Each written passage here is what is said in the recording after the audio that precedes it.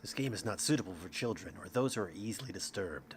Individuals suffering from anxiety or depression may not have a safe time playing this game. And I kinda suck at voiceovers, so sorry about that. Okay, sweet! Everything's good. I'm gonna stream a PC game! Isn't that cool? Alright, so this is Doki Doki Literature Club. Now, I've actually done a playthrough of this.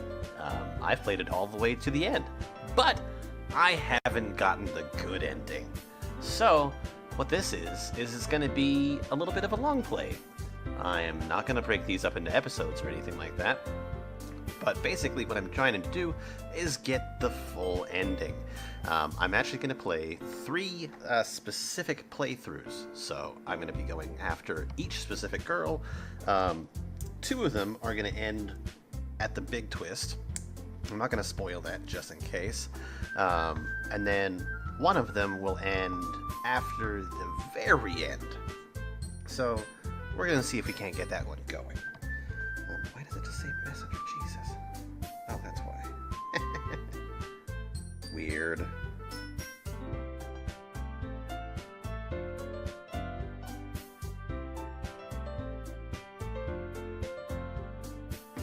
Okay, but that's basically it. So, first off, we're gonna go after Sayori. Cute little Sayori, and I've got a cheat. I've got a website open to help me with the poem words. Lots of this is gonna go basically the same every single time I go through it, so bear with me. Also, please bear with me on my voices. I'm not a voiceover artist, for sure. Beer. Oh, that sounds funny. Okay, anyway. Just bear with me. I'm just doing this for fun, and I hope that if you guys are watching that you're having fun too. Anyway, let's get into it. And this is a completely clean game. Like, I've erased everything, and this is just starting over at the very beginning. Alright, I should have already edited some of the things in the settings, so let's just get started. Please enter your name. Oh, let's just go Jason. That's me.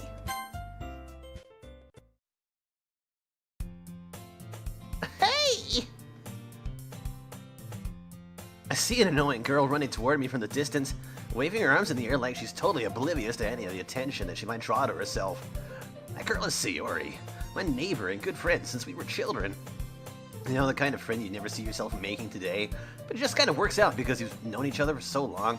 We used to walk to school together on days like this, but starting around high school, she would oversleep more and more frequently, and I get tired of waiting up. But she's gonna chase after me like this. I almost feel better off running away. However, I sigh, I idle in front of the crosswalk and let Sayori catch up to me. I overslept again. But I caught you this time.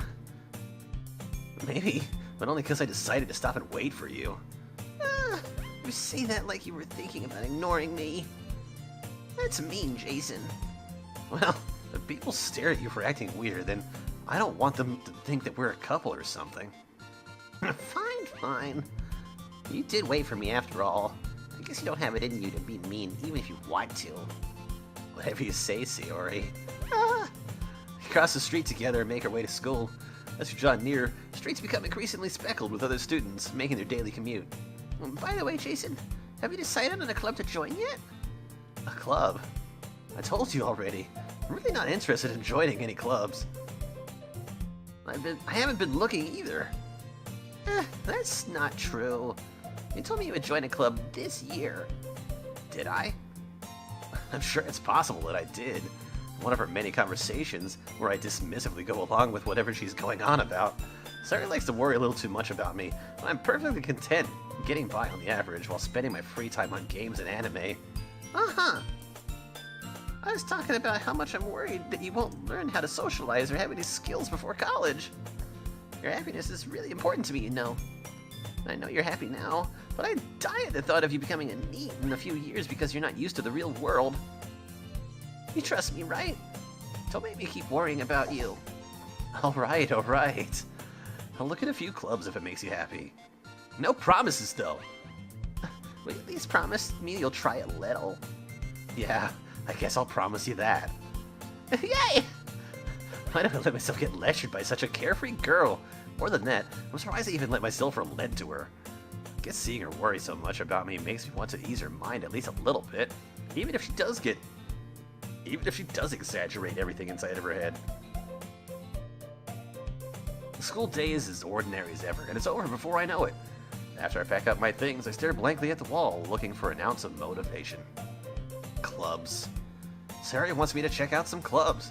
I guess I have no choice but to start with the anime club. Hello! Is Sayori? Sayori must have come into the classroom while I was spacing out.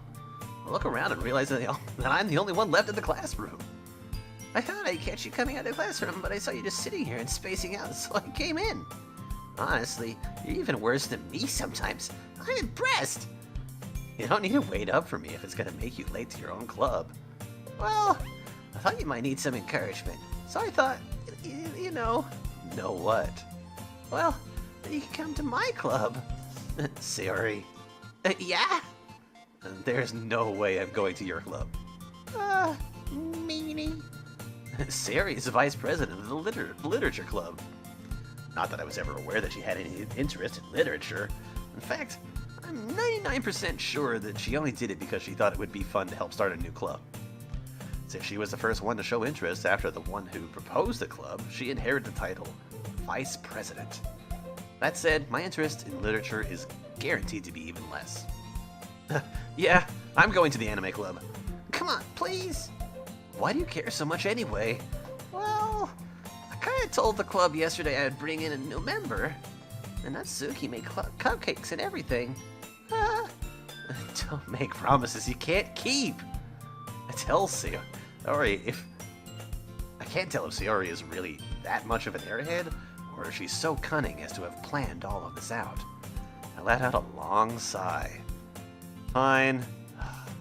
I'll stop by for a cupcake, okay? Yes! Let's go! And thus, today marks the day I sold my soul for a cupcake. I dejectedly follow Sayori across the school and upstairs, a section of the school I rarely visit, being generally used for third-year classes and activities. Sayori, full of energy, swings open the door to the classroom. Everyone, a new member is here! I told you, don't call me a new member! I glance around the room. Welcome to the Literature Club. It's a pleasure meeting you.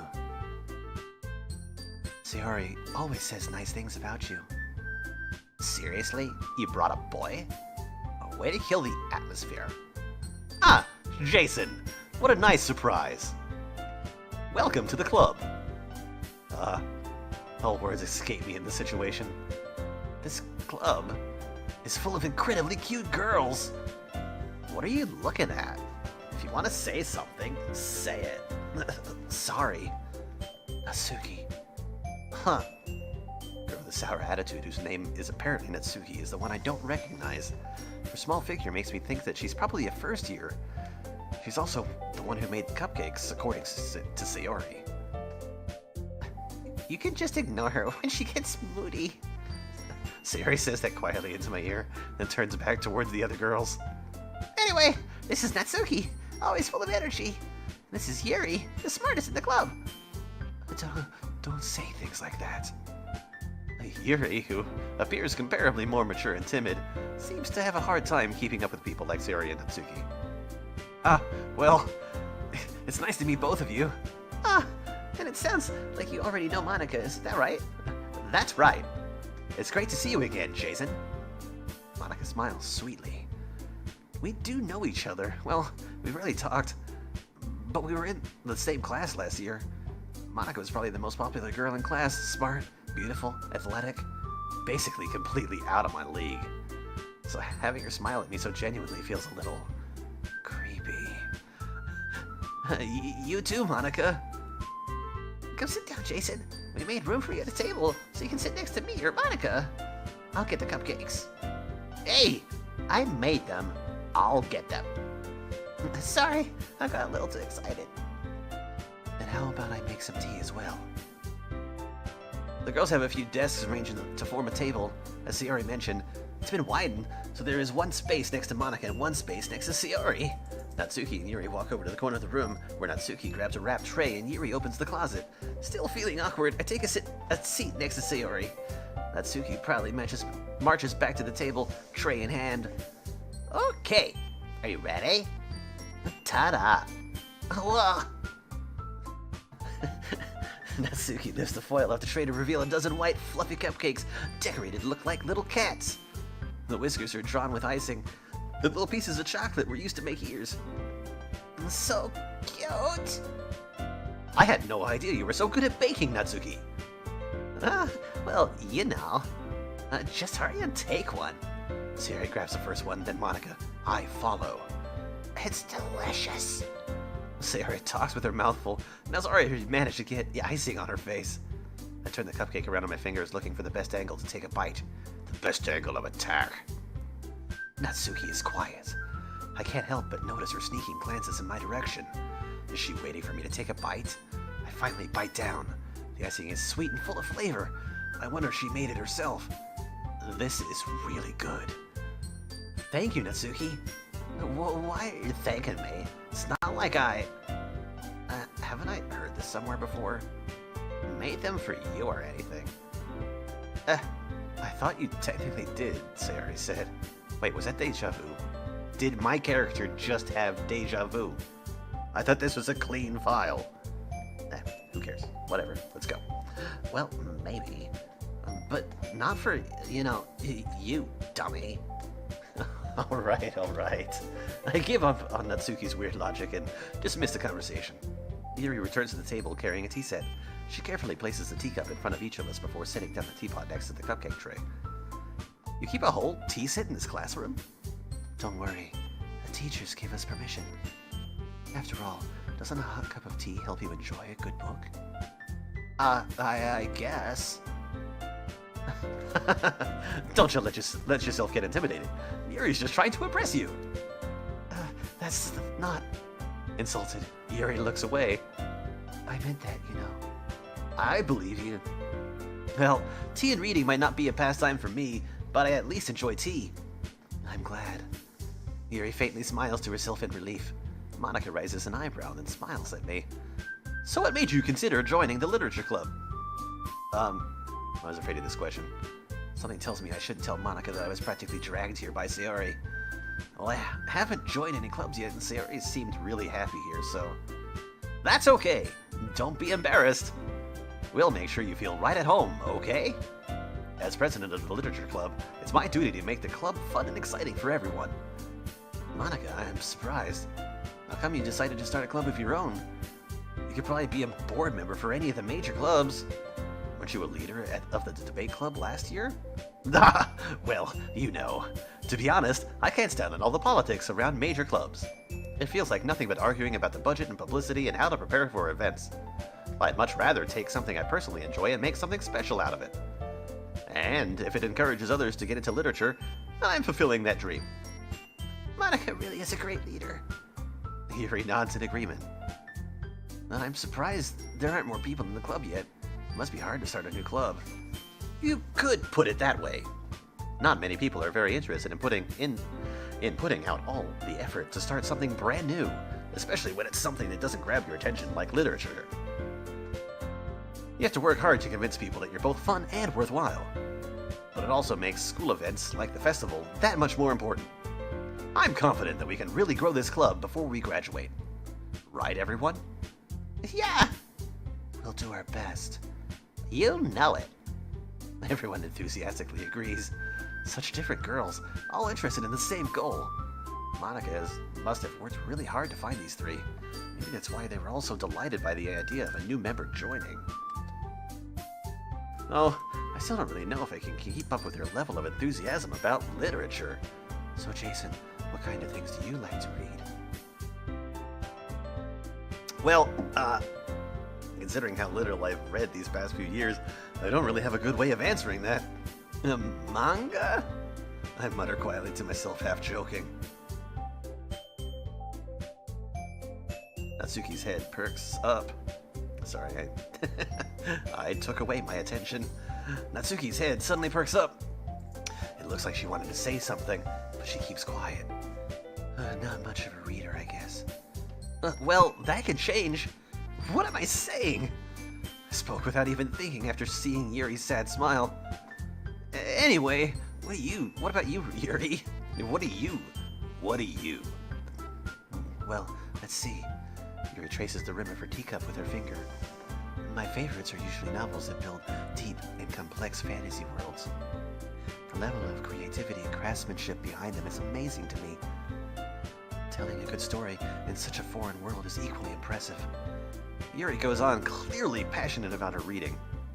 She seems so reserved and timid since the moment I walked in, but it's obvious by the way her eyes light up that she finds her comfort in the world of books, not people. But you know, I like a lot of things. Stories with deep psychological elements usually immerse me as well. Isn't it amazing how a writer can so deliberately take advantage of your own lack of imagination to completely throw you for a loop? Anyway, I've been reading a lot of horror lately. I read a horror book once. I desperately grasp at something I can relate to at the minimal level. At this rate, Yuri might as well have been having a conversation with a rock. Really? I wouldn't have expected that, Yuri. For someone as gentle as you. I guess you could say that. But if a story makes me think, or takes me to another world, then I really can't put it down. Surreal horror is often very successful at changing the way you look at the world, if only for a brief moment. Ugh, I hate horror. Oh, why's that? Oh, Natsuki's eyes dart over to me for a split second. Never mind. That's right. Usually the right to write about cute things, don't you, Natsuki? What? What gives you that idea? You left a piece of scrap paper behind the last club meeting. It looked like you were working on a poem called Don't Say It Out Loud. Give me that back! Fine. Your cupcakes, your poems, everything you do is just as cute as you are! Sayori sidles up behind Natsuki and puts her hands on her shoulders. I'm not cute! Natsuki, you write your own poems? Well, I guess sometimes. Why do you care? I think that's impressive. Why don't you share them sometime? No! Natsuki averts her eyes. You wouldn't like them. Not a very confident writer yet. I understand how Natsuki feels. Sharing that level of writing takes more than just confidence. The truest form of writing is writing to oneself. You must be willing to open up to your readers, exposing your vulnerabilities and showing even the deepest reaches of your heart. Do you have writing experience too, Yuri? Maybe if you would share some of your work, you can set an example for Natsuki and help her feel more comfortable to share hers. Sorry. I guess it's the same for Yuri. I wanted to read everyone's poems. We all sit in silence for a moment. Okay, I have an idea, everyone. Huh? Natsuki and Yuri look quizzically at Monika. Let's all go home and write a poem of our own. Then, next time we meet, we'll all share them with each other. That way, everyone is even. Yeah, let's do it! Plus, now that we have a new member, I think it will help us all get a little bit more comfortable with each other and strengthen the bond of the club. Isn't that right, Jason? Monika smiles warmly at me once again. Hold on, there's still one problem. What's that? Now that we're back on the original topic of me joining a club, I bluntly come forth with what's been on my mind the entire time. I never said I would join this club! Sayori may have convinced me to stop by, but I never made any decision. I still have other clubs to look at, and, I lose my train of thought. All four goyles, stare back at me with dejected eyes. But... I'm sorry, I thought. Huh. Jason. You all... I'm defenseless against these girls.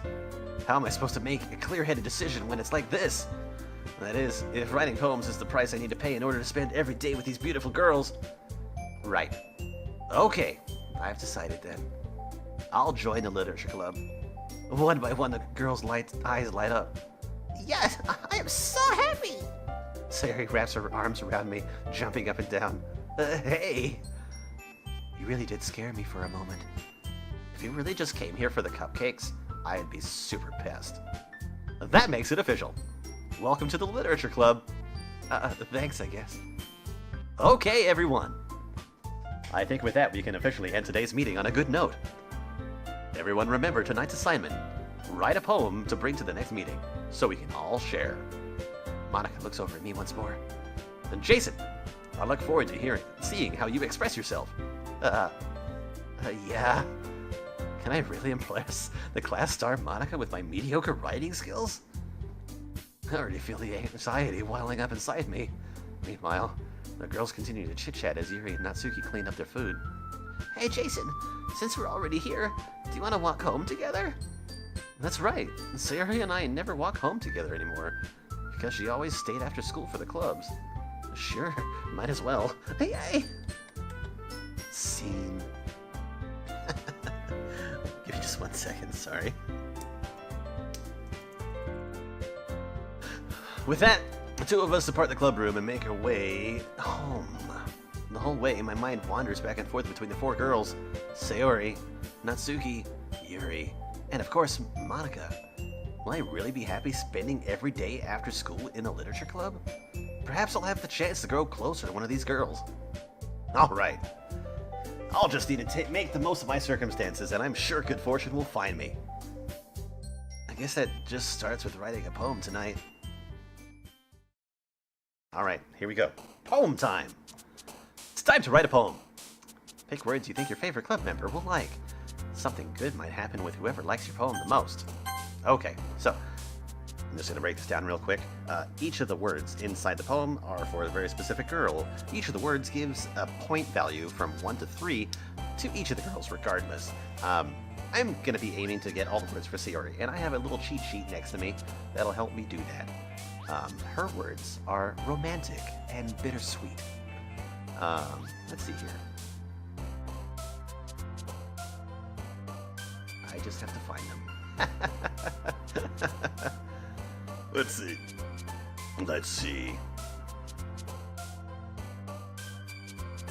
This is gonna take. I mean, the list isn't that long. Why am I having that hard time?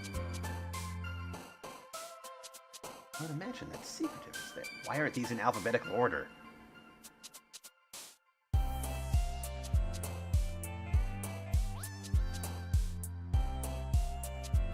Like seriously, you'd think that they would be in alphabetical order.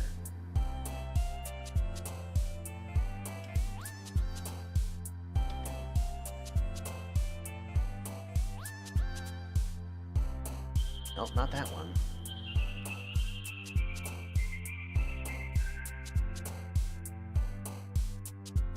No, that one is definitely for Yuri.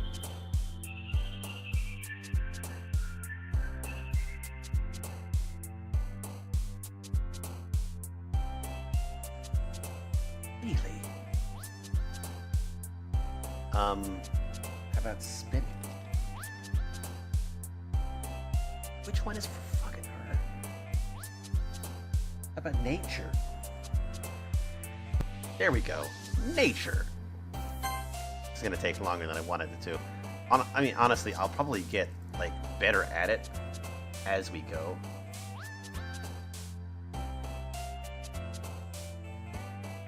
Calm.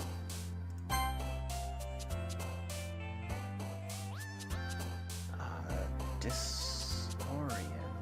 Nope. Wait. She likes suicide. Right? No, that is actually Yuri. Hope. There we go. Hope. Sorry if this takes, like, too long in this particular part.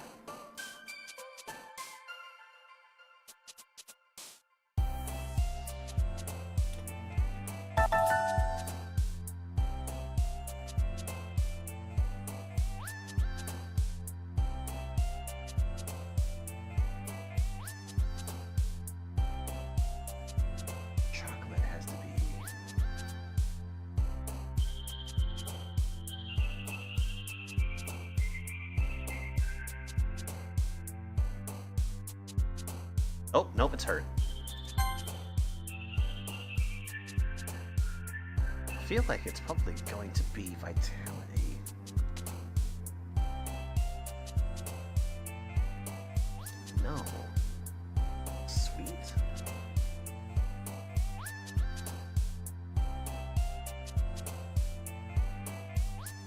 Yep, it's sweet.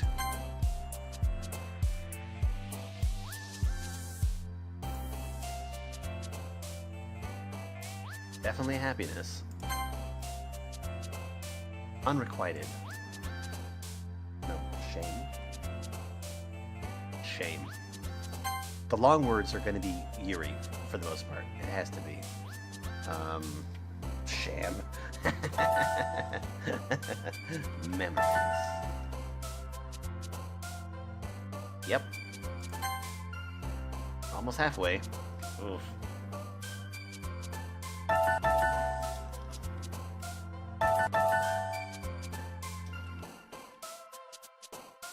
Oh. Like so close. Dark. Okay, so hers are, they can be kind. I think Daydream is one though. No, that's it. Alright, we're halfway. Heart.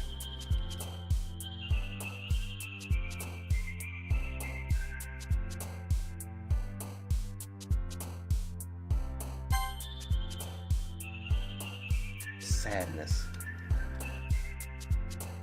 Yep. It's gonna be a great poem.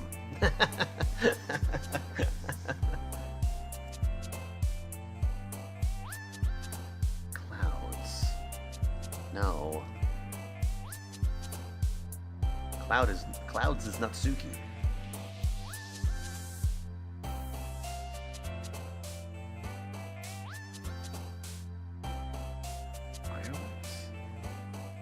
Yeah, fireworks, there you go. Alright, we're getting very close.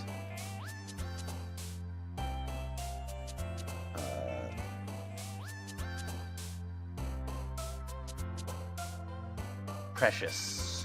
My precious. No, that's like the fucking emperor. Anxiety. No, anxiety has to be her, right?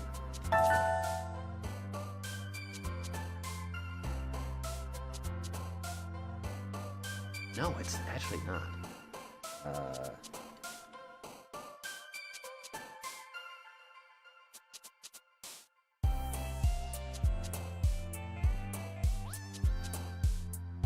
It's forgive.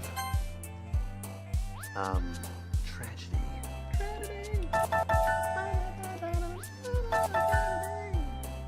No, there's no F in tragedy. Trying to do this too quickly. Yeah. Oh, she likes the word death, too.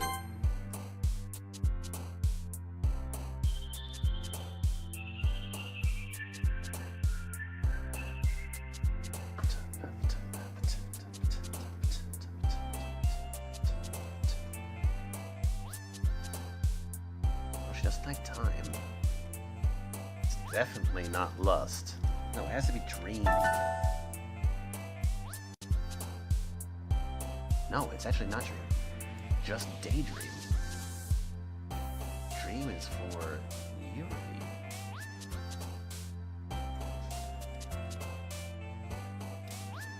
Why are all these words for the other people?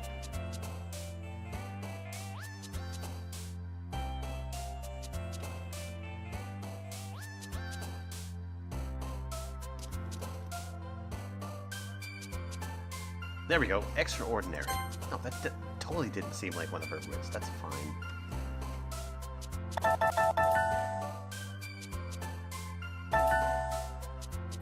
Tears. Two more words.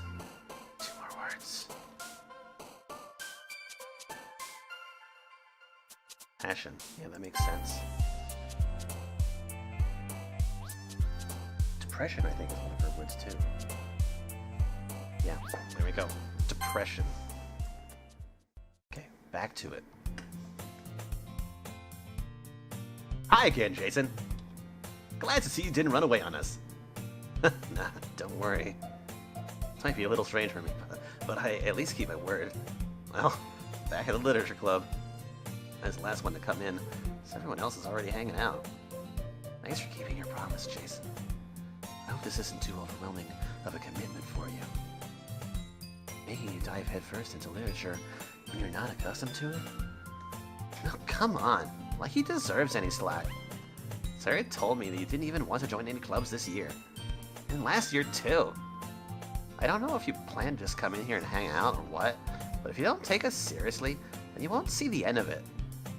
Natsuki, you certainly have a big mouth for someone who keeps her manga collection in the room. Natsuki finds herself stuck between saying Monica and manga. Manga is literature. Swiftly defeated, Natsuki plops back into her seat. Don't worry, guys. Jason always gives it his best as long as he's having fun. He helps me with busy work without even asking me, like cooking, cleaning my room. How dependable. Sayori, it's because your room is so messy it's distracting. You almost set your house on fire once. Is that so? You two are really good friends, aren't you? I might be a little jealous. How come? You and Jason can become good friends too. Sayori. As usual, Sayori seems oblivious to the weird situation she's put me in. Oh, Yuri brought you something today, you know? Wait, Sayori. Me? Not really. Don't be shy. It's really nothing. What is it? Never mind.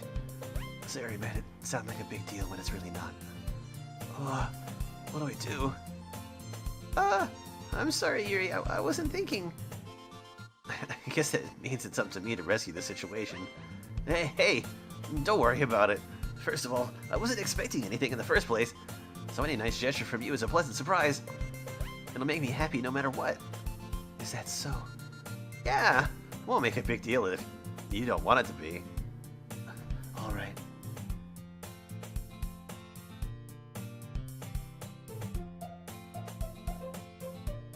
Sorry.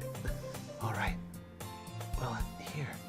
Yuri reaches into her bag and pulls out a book. I didn't want you to feel left out, so I picked a book out that I thought you might enjoy. It's a short read, so it should keep your attention even if you don't usually read. We could, discuss it if you wanted. This is... How is this girl accidentally being so cute? She even picked out a book she thinks I'll like, despite me not reading much? Yuri, thank you! I'll definitely read this! I enthusiastically take the book. Well, you can read it at your own pace. I look forward to hearing what you think. Now that everyone's settled in, I expected Monica to kick off some scheduled activities for the club. That doesn't seem to be the case. Sayori and Monica are having a cheery conversation in the corner. Yuri's face is already buried in a book, and I can't help but notice her intense expression, like she was waiting for this chance. Meanwhile, Natsuki is rummaging around in the closet. Let's go check on her. Man, looks like no one wants to be bothered today. I slumped down into the nearest desk. How am I supposed to occupy myself with something literature-related by myself like this? I guess I could always read some of the book Yuri gave me. But I'm feeling a little too tired to read. I could probably fall asleep right now. I close my eyes and end up listening in on Sayori's conversation with Monica. They're probably gonna seem really lame compared to all the other clubs, though. Huh. Well, we can't give up. The festival is our chance to show everyone what literature is all about. The problem is that the idea of a literature club sounds too dense and intellectual. But it's not like that at all, We just need a way of showing that to everyone. Something that speaks to their creative minds. Doesn't solve the problem, though.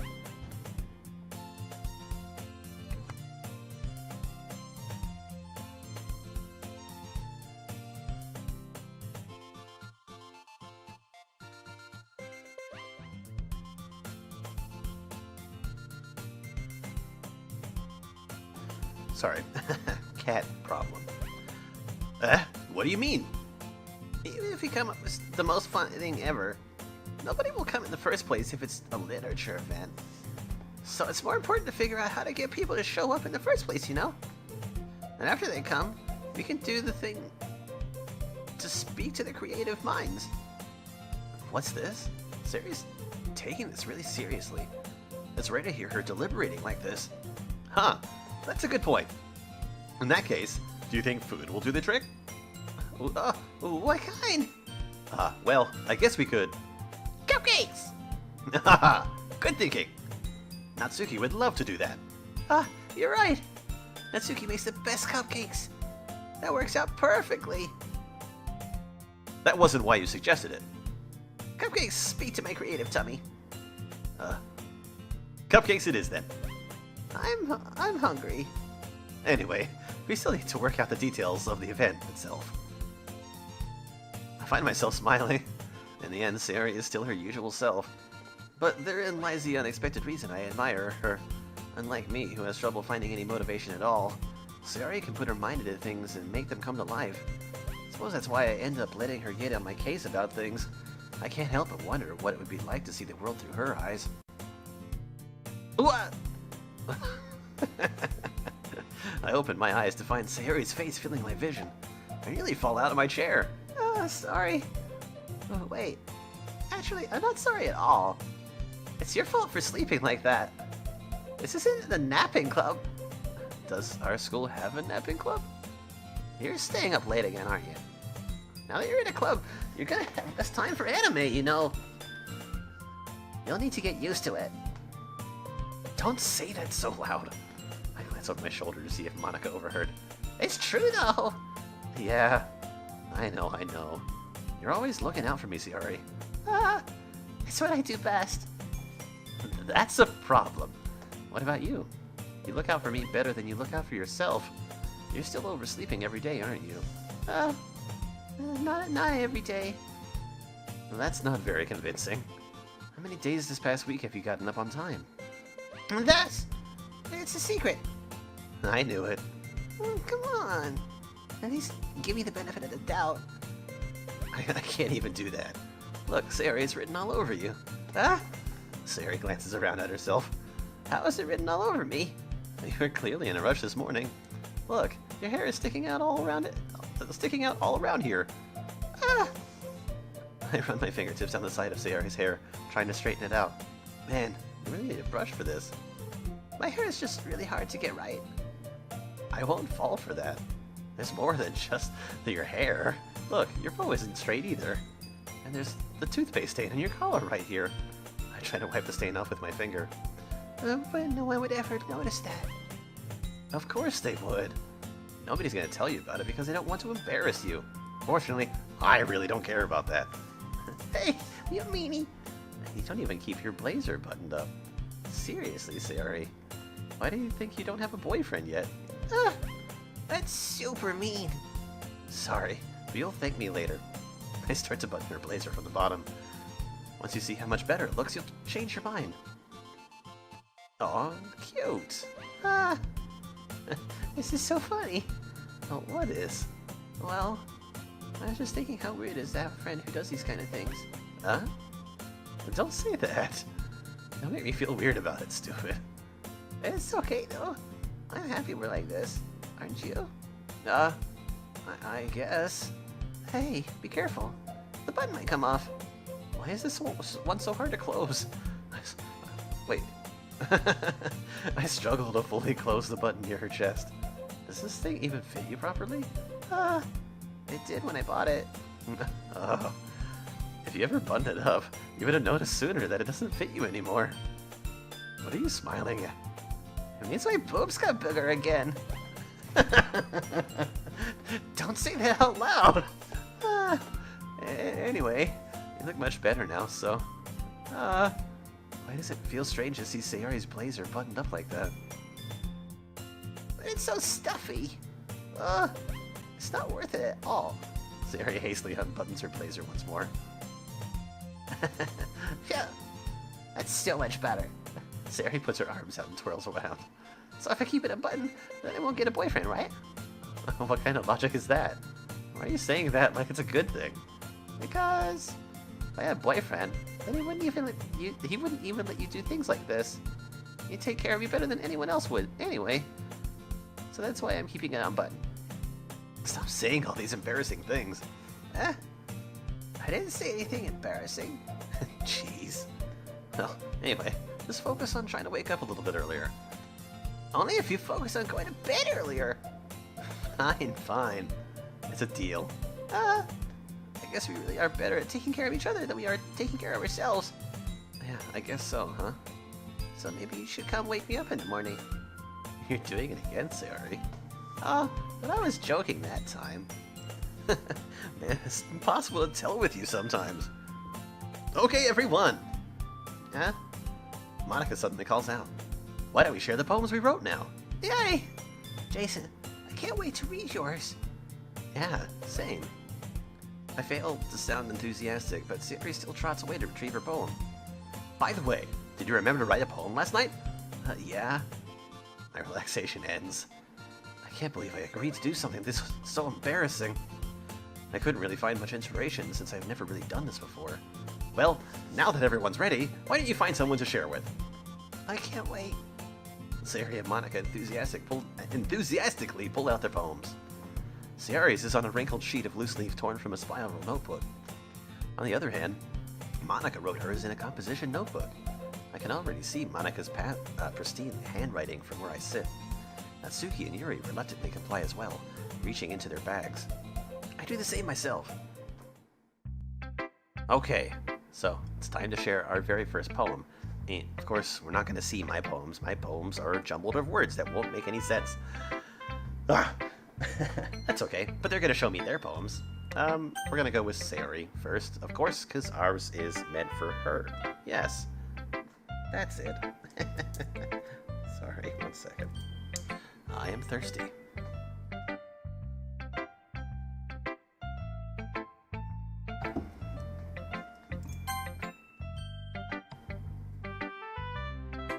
I'm definitely most comfortable sharing it with Sayori first. She's my good friend, after all. Oh. Oh my goodness. This is so good, Jason. Huh? I love it. I had no idea you were such a good writer. Sayori must be seriously overacting. I'm not a good writer at all. I honestly have no idea what I'm doing. Well, maybe that's why. Because I have no idea why I like it either. Jeez.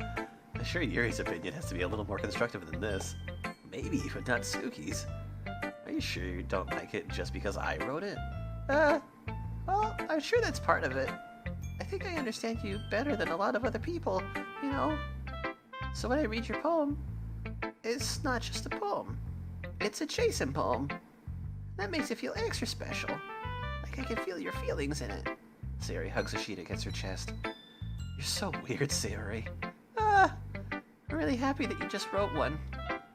It just reminds me of how you're really a part of the club now. Not to mention the fact that I'm standing in front of you in the club room. Well, of course. I'm not really into it yet. But that doesn't mean I'll break my promise. See? It's like I said before, Jason. Deep down, you're not selfish at all, you know? Trying new things like this for other people. That's something that only really good people do. Thanks, Sayori. Not sure if Sayori sees the full picture of my motive here. Then again, I can't deny that she's a part of the reason that I joined. Knowing how much this means to her and all. Yeah. I'm gonna make sure you have lots of fun here, okay? That'll be my way of thanking you. Alright, I'm gonna hold you to that then. Yay! Now, you'll read my poem too, right? Don't worry, I'm really bad at this. We'll see about that. Alright. Sayori's poem. Dear sunshine, the way you glow through my blinds in the morning, it makes me feel like you missed me, kissing my forehead to help me out of bed, making me rub the sleepy from my eyes. Are you asking me to come out and play? Are you trusting me to wish away a rainy day? I look above. The sky is blue. It's a secret, but I trust you too. If it wasn't for you, I could sleep forever. But I'm not mad. I want breakfast. It's really cute. Sayori, this is just a guess, but did you wait until this morning to write this? No! Just a little bit. You can't answer just a little bit to a yes or no question. I forgot to do it last night. Well, at least that makes me feel a little bit better about myself. Don't be mean.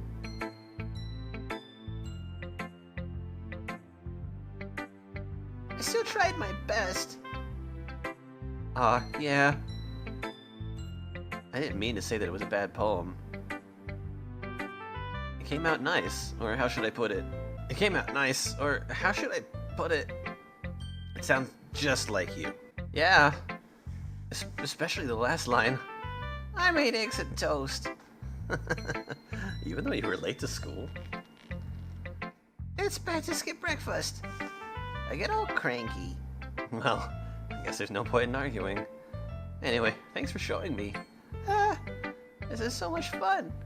Monica's the best. Yeah. But next time I won't forget. I'm gonna write the best poem ever.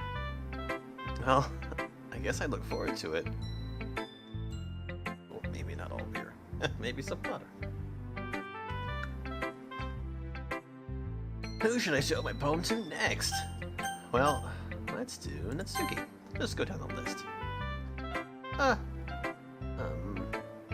Well, it's not what I expected from someone like you. That's a little blunt. Well, excuse me. It's not like I said it was bad. It just didn't evoke any emotions. So basically, it's not cute enough for your taste. Do you want to get smacked? I'll pass. Sigh. Well, anyway, I guess I need to show you mine. Not that you'll like it. Oh god, I see this so many times. Eagles can fly, monkeys can climb, crickets can leap, horses can race, owls can seek, cheetahs can run, eagles can fly, people can try, but that's about it. Yeah, I told you that you weren't gonna like it. I like it. What? Just be honest. I am. Why are you so convinced that I won't like it? Well, because everyone in high school thinks that writing has to be all sophisticated and stuff. So people don't even take my writing seriously. But isn't it the point of poems for people to express themselves? Your writing style wouldn't make your message any less valid. Yes, exactly. I like when it's easy to read, but it hits you hard. Like in this poem. Seeing everyone around you do great things can be really disheartening. So I decided to write about it. Yeah, I understand. But the other nice thing about simple writing is that it puts more weight on the wordplay. Like I set it for a rhyme at the end, but then made it fall flat on purpose. It helps bring out the feeling on the last line. So you did. I guess more went into it than I realized. That's what it means to be a pro. I'm glad you learned something. Didn't expect that from the youngest one here, did you? Yeah, I guess not. I decided to humor her with that last comment. I don't really care how old everyone is, but if Natsuki is feeling proud, then I won't take that away from her. Alright, time for Yuri. Oh. Yuri stares at the poem. A minute passes, more than enough time for her to finish reading. Oh. Sorry. I forgot to start speaking. It's fine. Don't force yourself. I'm not. I just need to put my thoughts into words. Hold on. Okay. This is your first time writing a poem, right? Yeah. Why do you ask? I'm just making sure. I guess that it might be after reading through it. So it's that bad? No. Did I just raise my voice? I'm so sorry. Yuri buries her face in her hands. I couldn't help but notice that it's been several minutes and we haven't really gotten anywhere. Sorry, 1 second.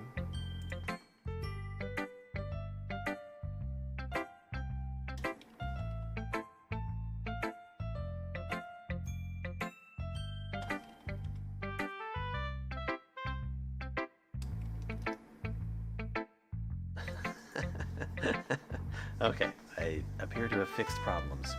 Good. Alright. It might take Yuri a while to get used to new people. It's fine, I really didn't notice. What were you saying? Right, It's just that there are specific writing habits that are usually typical of new writers, and having been through that myself, I kind of learned to pick up on them. I think most noticeably, the most noticeable thing I recognize in new writers is that they try to make their style very deliberate.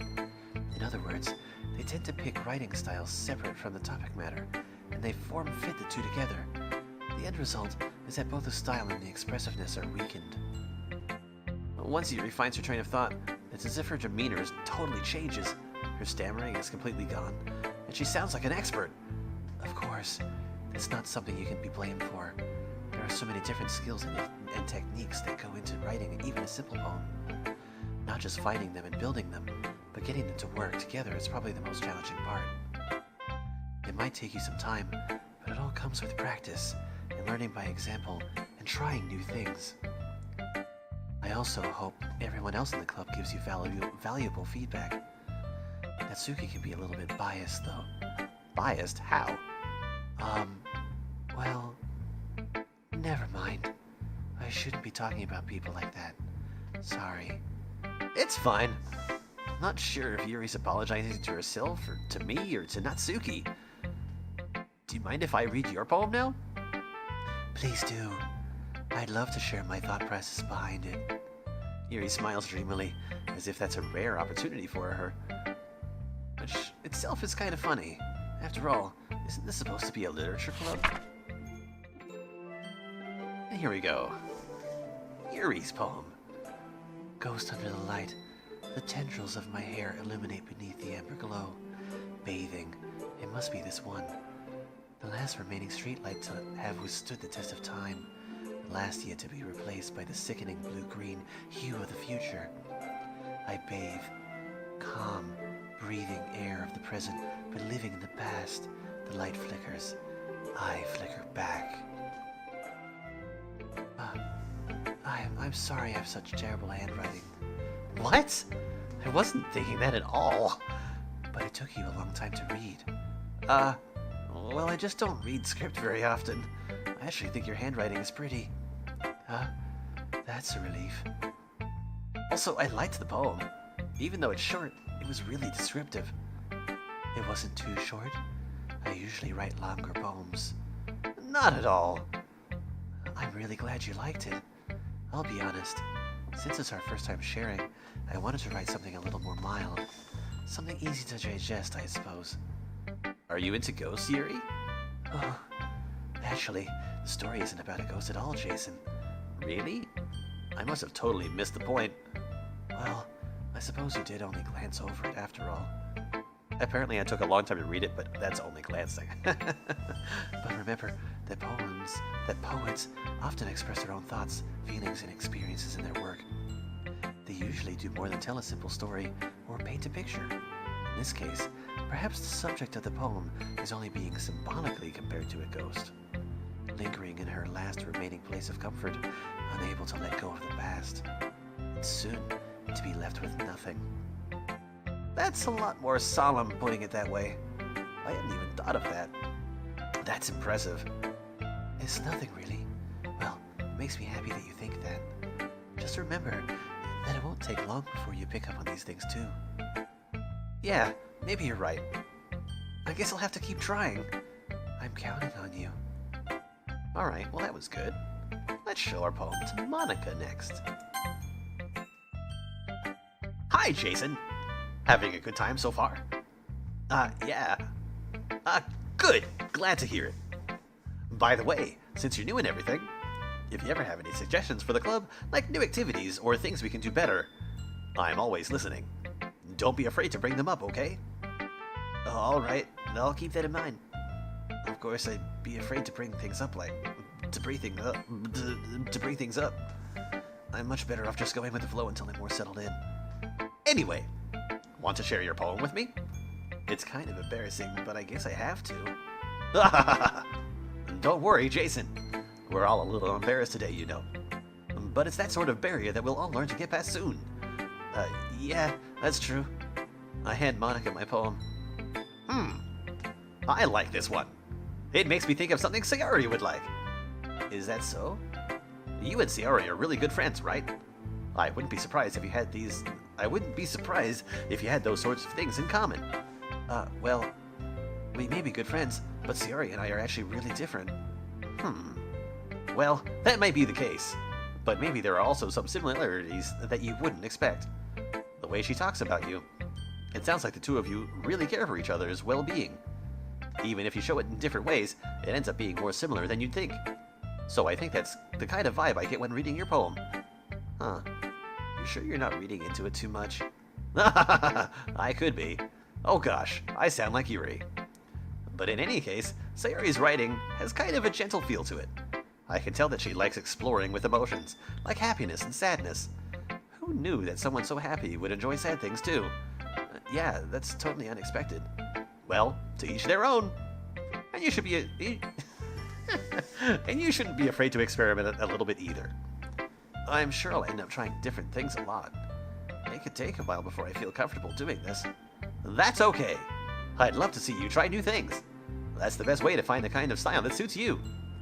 Everyone else might be a little bit biased toward their own kinds of styles, but I'll always help you find what suits you the most. So don't force yourself to write the way everyone else wants you to write. It's not like you have to worry about impressing them or anything. Anyway, do you want to read my poem now? Don't worry, I'm not very good. You sound pretty confident for someone who claims to be not very good. Well, that's because I have to sound confident. That doesn't mean I always feel that way, you know? I see. Well, let's read it then. And Monica's poem. Hole in the wall. It couldn't have been me. See, the direction spackle protrudes, a noisy neighbor, an angry boyfriend. I'll never know I wasn't home. I peer inside for a clue. No, I can't see. I reel, blind, like a film left out in the sun. But it's too late. My retinas, already scorched with a permanent copy of the meaningless image. It's just a little hole. It wasn't too bright. It was too deep. Stretching forever into eternity. A hole of infinite choices. I realize now that I wasn't looking in. I was looking out. And he, on the other side, was looking in. What on earth could that mean? Jeez. I wonder, now that I know the ending of the game. So, what do you think? It's very freeform. If that's what you call it. Sorry, I'm not really the right person to ask for feedback. It's okay. Yeah, that kind of style has gotten pretty popular nowadays. That is, a lot of poems have been putting emphasis on the timing between words and lines. When performed out loud, it can be really powerful. Was that the inspiration behind this one? Well, I'm not sure if I know how to put it. I guess you could say that I had some kind of epiphany recently. It's been influencing my poems a bit. An epiphany? Yeah, something like that. I'm kind of nervous talking about deep stuff like that because it's kind of coming on strongly. Maybe after everyone is better friends with each other. Anyway, here's Monica's writing tip of the day. Sometimes when you're writing a poem or a story, your brain gets too fixated on a specific point. If you try too hard to make it perfect, then you'll never make any progress. Just force yourself to get something down on the paper and tidy it up later. Another way to think about it is this. If you keep your pen in the same spot for too long, you'll just get a big dark puddle of ink. So just move your hand and go with the flow. That's my advice for today. And thanks for listening. Oh, I guess it's everyone. I glance around the room. That was a little more stressful than I anticipated. It's as if everyone is judging me for my mediocre writing abilities. Even if they're just being nice, there's no way my poems can stand up to theirs. This is a literature club after all. I sigh. I guess that's what I ended up getting myself into. Across the room, Sayori and Monica are happily chatting. My eyes land on Yuri and Natsuki. They gingerly exchange sheets of paper, sharing their respective poems. As they read in tandem, I watch each of their expressions change. Natsuki's eyebrows furrow in frustration. Meanwhile, Yuri smiles sadly. What's with this language? Did you say something? Oh, it's nothing. Natsuki dismissively returns the poem to the desk with one hand. I guess you could say it's fancy? Thanks. Yours is cute. Cute? Did you completely miss a symbolism or something? It's clearly about the feeling of giving up. How can that be cute? I know that. I just meant the language, I guess. I was trying to say something nice. You mean you had to try that hard to come up with something nice to say? Thanks, but it really didn't come out nice at all. Well, I do have a couple of suggestions. Huh. If I was looking for suggestions, I would have asked someone who actually liked it. Which people did, by the way. Sayori liked it. Jason did too. So based on that, I'll gladly give you some suggestions of my own. First of all, Excuse me. I appreciate the offer, but I've spent a long time establishing my writing style. I don't expect it to change anytime soon, unless of course I come across something particularly inspiring, which I haven't yet. And Jason liked my poem too, you know. He even told me he was impressed by it. Natsuki suddenly stands up. Oh, I didn't realize you were so invested in trying to impress our new member, Yuri. That's not what I... You're just... Yuri stands up as well. Maybe you're just jealous that Jason appreciates my advice more than he appreciates yours. Huh? And how do you know he didn't appreciate my advice more? Are you that full of yourself? No. If I was full of myself, I would deliberately go out of my way to make everything I do overly cutesy. Is everyone okay? Well, you know what? I wasn't the one whose boobs magically grew a size bigger as soon as Jason started showing up. Natsuki. Natsuki, that's a little... This doesn't involve you. I don't like fighting, guys. Suddenly both girls turned towards me, as if they just noticed I was standing there. Jason, she's just trying to make me look bad. That's not true. She started it. If she could get over herself and learn to appreciate that simple writing is more effective, then this wouldn't have happened in the first place. What's the point in making your poems all convoluted for no reason? The meaning should jump out of the reader, not force them to have to figure it out. Help me explain that to her, Jason. Wait, there's a reason we have so many deep and expressive words in our language. It's the only way to convey complex feelings and meaning the most effectively. Avoiding them is not unnecessarily limited. No, not only unnecessarily limiting yourself, it's also a waste. You understand that, right, Jason? Well, I might get dragged into this in the first place. It's not like I know anything about writing, but whomever I agree with will probably think more highly of me. So, of course it's gonna be, help me, Sayori! Natsuki! Natsuki glares at me, drying up any words I had in my mouth. So instead I turn to Yuri. Yuri! Yuri's expression is so defenseless that I can't bring myself to say anything to her. Sayori! Yeah!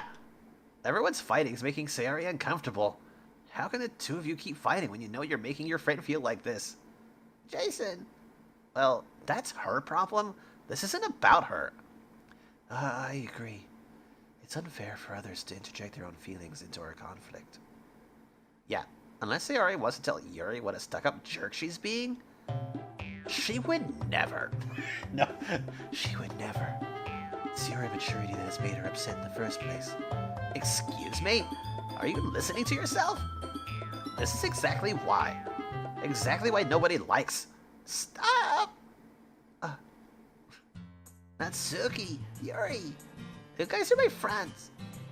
I just want everyone to get along and be happy. My friends are wonderful people, and I love them because of their differences. Natsuki's poems are amazing because they give you so many feelings in just a few words. And Yuri's poems are amazing because they paint beautiful pictures in your head. Everyone's so talented. So why are we fighting? Because, well, also, Natsuki's cute, and there's nothing wrong with that. Yuri's boobs are the same as they always were. Big and beautiful. Sayori stands triumphantly. Monika stands behind her with a bewildered expression. I'll make some tea. Yuri rushes off. Natsuki sits down at the table with a blank expression on her face, staring at nothing. So this is why Sayori is vice president. I whisper to Monika, as loudly as I possibly can. She nods in return. To be honest, I might come off as a good leader, and I can organize things, but I'm not very good with people. I couldn't even bring myself to interject. As president, that's kind of embarrassing of me. Nah, it's not like I can blame you. I wasn't able to say anything either. Well, I guess that just means Sayori is amazing in her own ways, isn't she? You could say that. She might be an airhead, but sometimes it's weirdly suspicious that she knows exactly what she's doing. I see. Take good care of her, okay? I would hate to see her get herself hurt. That makes two of us. You can count on me. Monica smiles sweetly at me, causing my stomach to knot. Such a genuine person really does make a good president, regardless of what she says. If only you could get the chance to talk to her a little more. That's weird, okay? Okay, everyone. It's just about time for us to leave. How did you all feel about sharing poems? It's a lot of fun. Oh, I'd say it was worth it. It's alright. Well, mostly. Jason, how about you? Yeah, I'd say the same. It was a neat thing to talk about with everyone. Awesome! In that case, we'll do the same thing tomorrow. And maybe you'd learn something from your friends too. So your poems will turn out even better. I think to myself, I did learn a little more about the kinds of poem everyone likes. With any luck, that means I can at least do a better job impressing those I want to impress. I nod to myself with newfound determination. Jason, ready to walk home? Sure, let's go. Sayori beams at me. It truly has been a while since Sayori and I have spent this much time together. I can't really say that I'm not enjoying it either. Sayori, about what happened earlier. Huh? What do you mean? You know, between Yuri and Natsuki. Does that kind of thing happen often? No. That's really the first time I've ever seen them fight like that. I promise they're both wonderful people. You don't hate them, do you? No, I don't hate them. I just wanted your opinion, that's all. I can see why they make good friends with you.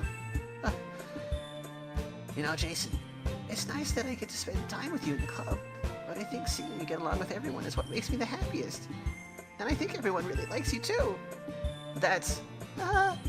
every day is going to be so much fun. Looks like Sayori is still hasn't caught on to the kind of situation I'm in.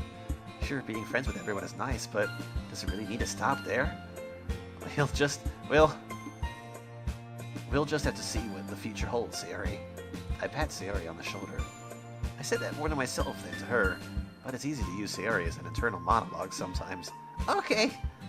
Yeah. Let's do this. Let's write another poem to Sayori, and hopefully get this much faster this time. Happiness. Yep. I think forgive. Was forgive? Right? It was forgive. Hold on, let me cheat. Yep, it was forgive. Then it was... Oh, God.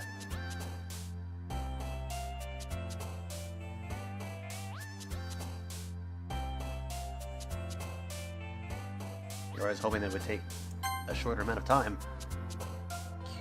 Existence free marriage. Who loves marriage? Sayori loves marriage?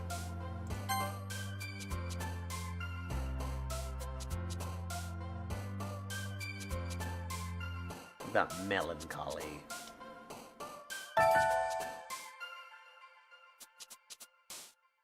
No, not that one. What about tenacious? That's a good word.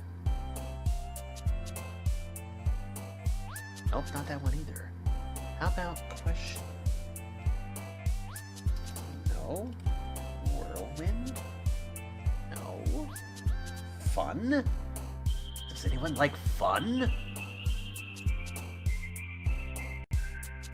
Yes, Sayori likes fun. Good. I think she also likes crying. She does. And... Oh, shit! Damn it. I should be more careful. Broken. I think she likes raindrops. Oh, does she like joy? Yes, she likes joy. And... hurt.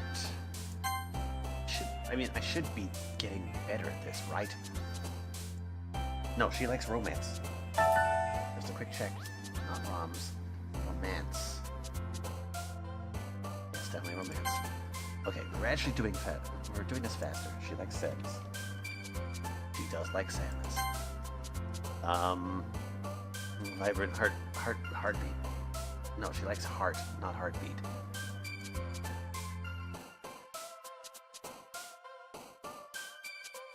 She likes rose.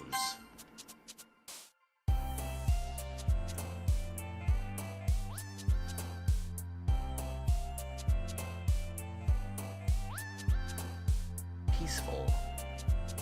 So close. So close. Promise? Yes, promise. That's an important word for Sayori.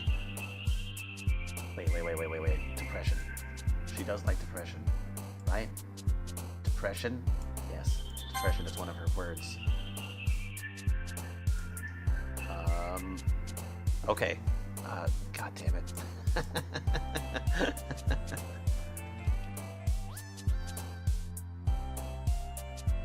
Isn't that word kind of romantic, though? Yep, alone.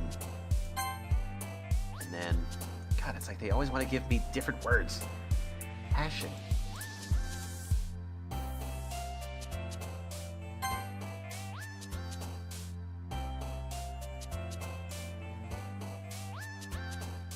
Oh God. Smile? Yes, smile. Because she likes happy, romantic, and sad things. Basically, bittersweet.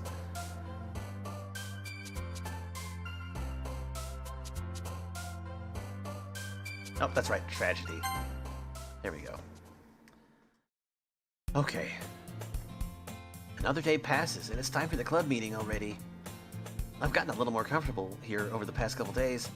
Enter the club room, the usual scene greets me. Hi, Jason. Yo, Sayori. Looks like you're in a good mood today.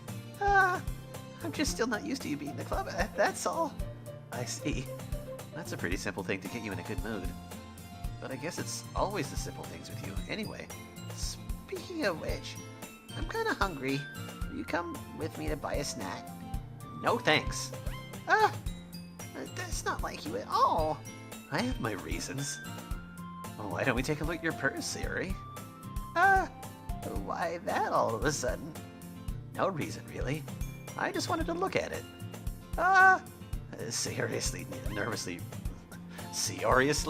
Sayori nervously retrieves her coin purse. She fumbles with the latch and gets it open. Then she turns it upside down and lets its contents spill onto the desk. Only 2 small coins fall out. I knew it. I can see right through you, Sayori. That's not fair. How did you even know? It's simple. If you had enough money in the first place, you would have bought a snack before coming to the club room. So either you were not hungry and wanted an excuse to take a walk, or you planned to conveniently forget you spent all your money, so I would lend you some. But there's one more thing. You're always hungry. And so, that only leaves one option. I give up. Don't make me feel guilty. If you feel guilty, that means you deserve to feel guilty. Yuri suddenly giggles. I didn't notice that she was listening in. Her face is in her book as always. I wasn't listening or anything.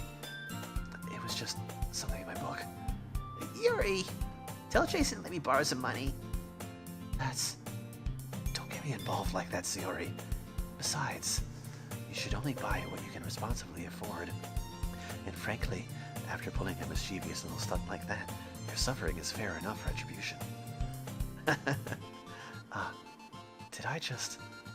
I didn't mean that. I got too absorbed in my book. I really like it when you speak your mind, Yuri. It doesn't happen much, but it's a fun side of you. There's no way you could think that. You're right, though. I did something bad, and now I have to accept the revolution. Retribution. That! Still, coming from you, Sayori, I guess there's a little devil inside of all of us, isn't there? Don't let her fool you. Sayori knows exactly what she's doing. After all, she told you guys she was bringing me to the club before she even told me. But you wouldn't have come if it weren't for the cupcakes. So I had to trick Natsuki into making them. Come on, give me more credit than that, Sayori. Fwat! Damn. Gah. Out of nowhere, something smacks Sayori in the face and tumbles onto the desk. Ow! What was... A cookie! Sure enough, it's a giant cookie wrapped in plastic. Sayori glances around. Is this a miracle? It's because I paid my restitution. A retribution. Actually, that one almost worked. Oh, now I'm laughing. I was just gonna give it to you, but then I heard you blab about the cupcakes. It was totally worth seeing your reaction, though. Natsuki, that's so nice of you. I'm so happy. Sayori hugs the cookie. Jeez, just eat it. Sayori rapidly tears off the wrapper and takes a big bite. So good. Oof. Sayori suddenly clasps her hand over her mouth. I bit my tongue.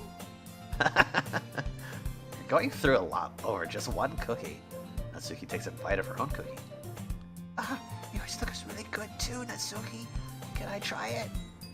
Jeez, beggars can be choosers. But yours is chocolate. Yeah, why do you think I gave you that one? Fine. Still, I'm really happy that you shared this one with me. Sayori gets out of her seat and goes behind Natsuki, then wraps her arms around her. Oh, jeez. I get it. Cookie still in hand, Natsuki reaches up to nudge Sayori off of her. Ow! Sayori suddenly leans down and takes a bite out of Natsuki's cookie. Hey! Did you seriously just do that? Mouthful, Sayori trots away to safety. Yuri and I laugh as well. Jeez, you're such a kid sometimes. Monica, can you tell Sayori? Natsuki glances around. Monica isn't in the club room. Ugh, where's Monica anyway? Good question. Have any of you heard anything about her being late today? Not me. I haven't either. That's a bit unusual. I hope she's okay. Of course she's okay. She probably just has something to do today. She's pretty popular after all. You don't think she has a... I wouldn't be surprised. She's probably more desirable than all of us combined. That's not true. Or... Wait, she said that's true, right? History. No, she does. She does say that's true. Oh my god. Excuse me? Suddenly the door swings open. Sorry, I'm super sorry. Ah, there you are. I didn't mean to be late. I hope you guys weren't worried or anything. Monica chose the club over her boyfriend after all. You're so strong-willed. Boyfriend? What on earth are you talking about? Monica quizzically glances at me. Never mind that. What held you up anyway? Well, my last period today was study hall. To be honest, I kind of just lost track of time. That makes no sense, though. You would have heard the bell ring at least. I must not have heard it, since I was practicing piano. Piano? I wasn't aware that you played music as well, Monica. I don't really. I'm kind of just started recently. I've always wanted to learn piano. That's so cool. You should play more. You should play something for us, Monica. Monica looks at me. Maybe once I get a little bit better, I will. Yay! That sounds cool. I'd also look forward to it. Is that so? In that case, I won't let you down, Jason. Monica smiles sweetly. I didn't mean any pressure or anything like that. Don't worry. I've been practicing a whole lot recently, and I'd really love the chance to share once I'm ready. I see. In that case, best of luck. Thanks. So, I didn't miss anything, did I? No, not really. I chose to leave out Sayori's mischievous escapade. I'm sure Natsuki will end up complaining it to her anyway. It looks like everyone has already settled down. Sayori somehow has already finished her entire cookie. Yuri's back at her book. Natsuki disappeared into the closet. Jason! Sayori suddenly comes up to me. I'm gonna go get some supplies from another classroom. Wanna come with me? Supplies? What for? Well, you know the festival is coming up? Me and Monica were gonna make some posters and stuff. so I need to find some crayons and markers and glue sticks. Ah, I see. Sure, I'll go with you. Yay! Okay, Monica, we'll be back soon. Ah, are you going with Jason to get the supplies? There's no need to trouble yourself. I'd be happy to go with him. But I wanted to go. It's so much fun exploring empty classrooms and stuff. Okay. It was just a suggestion. See if you can find a poster paper, too. Okay? Okay. Ready, Jason? Yeah, let's go. Yep. Sayori and I exit the club room. I follow behind Sayori as she hums and skips around the hallway. Honestly, it feels like I'm taking a kid to the mall or something. Sayori finds pleasure in the simplest things sometimes. Hey, Sayori, what exactly are we doing for the festival anyway? I'm not sure how you would make an event out of literature. Me and Monica have it all planned out. Don't you worry. Is that so? Yep. We're gonna do a poetry performance. A performance? Of what kind? Well, everyone is gonna take turns on stage and recite their favorite poems. That sounds kind of dull. Jason, you're not thinking about it the right way at all. It's not just about reading poems. It's about performing them. Like, you say the lines of the poem, like, between my feet, the last remaining flower beckons to me. I twist the stem, freeing it from its clinging roots, caressing the final joyous moment between my fingers. But to what ends have I summoned this joy? For now when I look in every direction, the once prosperous field before me is but a barren wasteland. Like that. Sayori, how do I put this? I'm sure this is just me, but it's impossible for me to take you seriously when you talk like that. You meanie. I'm working super hard on this, you know. I know. I just meant it's pretty unordinary contrast to your cute self. Don't say that, it's embarrassing. But I guess that means I'm doing a good job? Yeah, I guess so. I'm so excited. The festival is gonna be so much fun. Sayori spins herself around in the hallway again.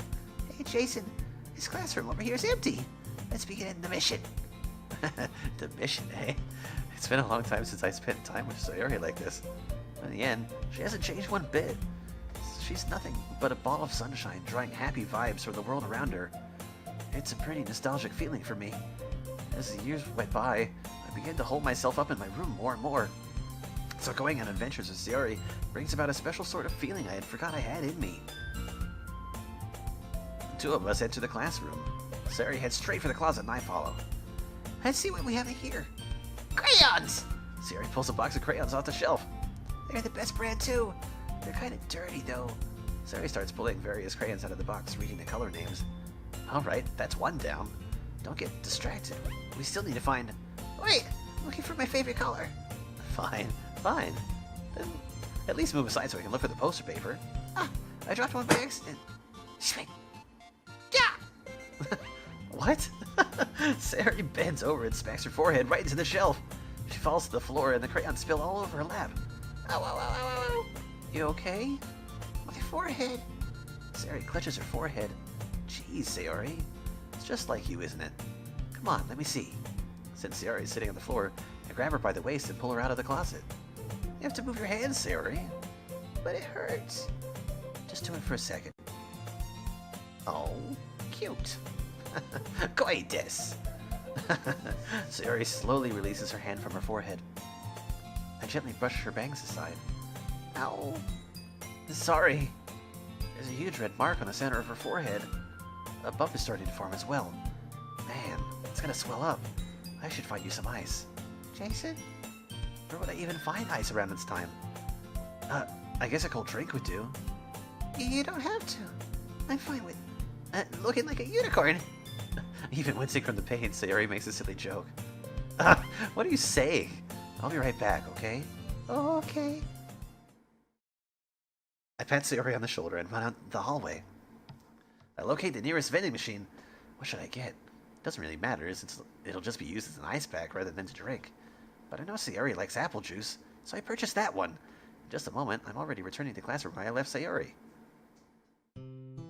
She has one palm on her forehead, and is using the other hand to clumsily scoop crayons back into the box. At least they were already in the wrong spots before I spilled them. Sayori, here. I hand Sayori the bottle of apple juice. It's nice and cold. Sayori opens the cap and starts drinking from it. Sayori, what are you doing? It's for your forehead, idiot. Ah, sorry, I forgot. How hard did you hit your head? Sayori places the bottle against the bump on her head. It stings. Just bear with it. It'll feel better soon. Looks like you cleaned up most of the crayons, so that's good. Hey, Jason, this kind of reminds me of you growing up, doesn't it? What do you mean? You know, when we used to play outside all the time, I'd always try to keep up with you. You were kind of oblivious in some ways. Like, I usually fell behind or had trouble climbing on the things you did. And sometimes when I tried to do the things I couldn't, I'd get myself hurt.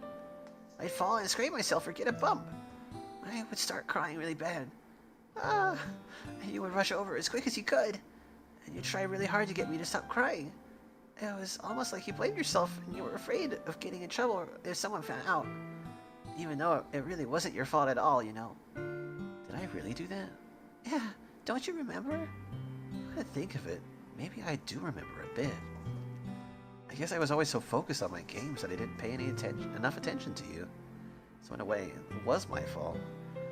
Kind of like this time too. If I wasn't rushing you out of the closet, you probably wouldn't have hit your head.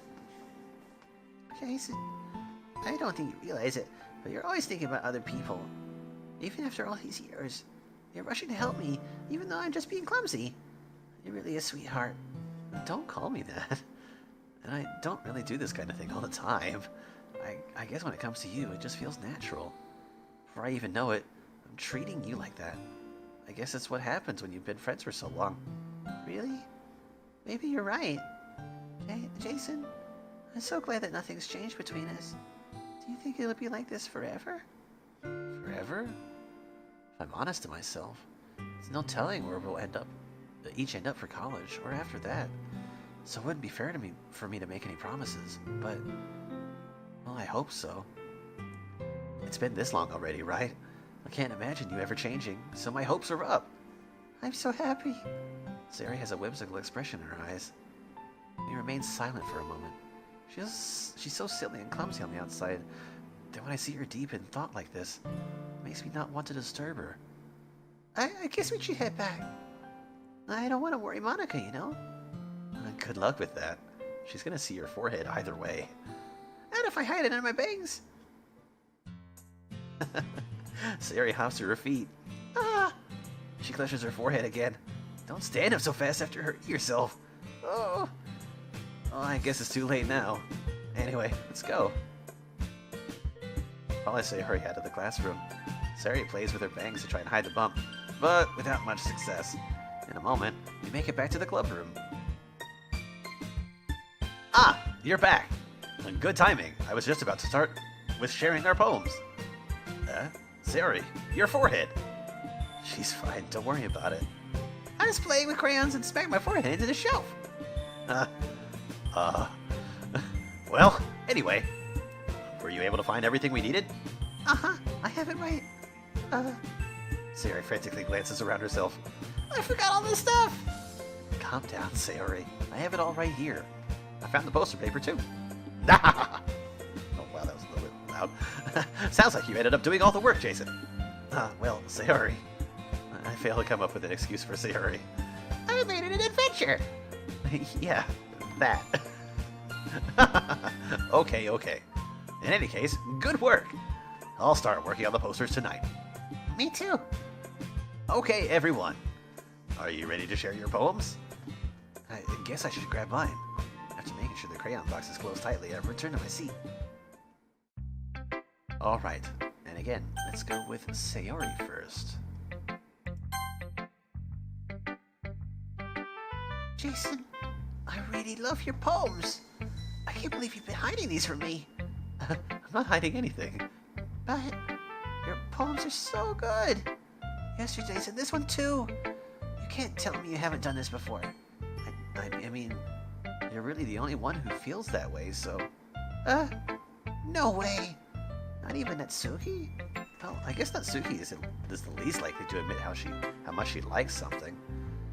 I don't think it's that. What do you mean? Well, I guess I'll be honest about it. It's a lot easier to write poems when I'm thinking about you. What? Stop thinking weird things, idiot. I just mean that you're you're a really expressive person, I guess. How am I supposed to write poems about my own stupid life? But you somehow make everything in your life an adventure. Even the little things. Like cooking. Let's not talk about that.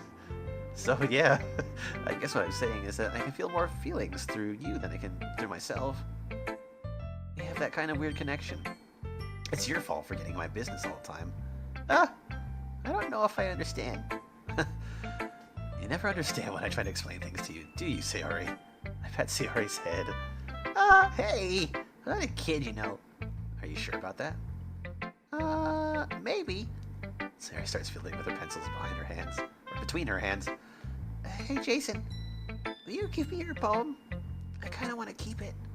Huh? Why? Because, well, it's the first time you've written something for me. Sayori, you completely misunderstood. I didn't write this for you.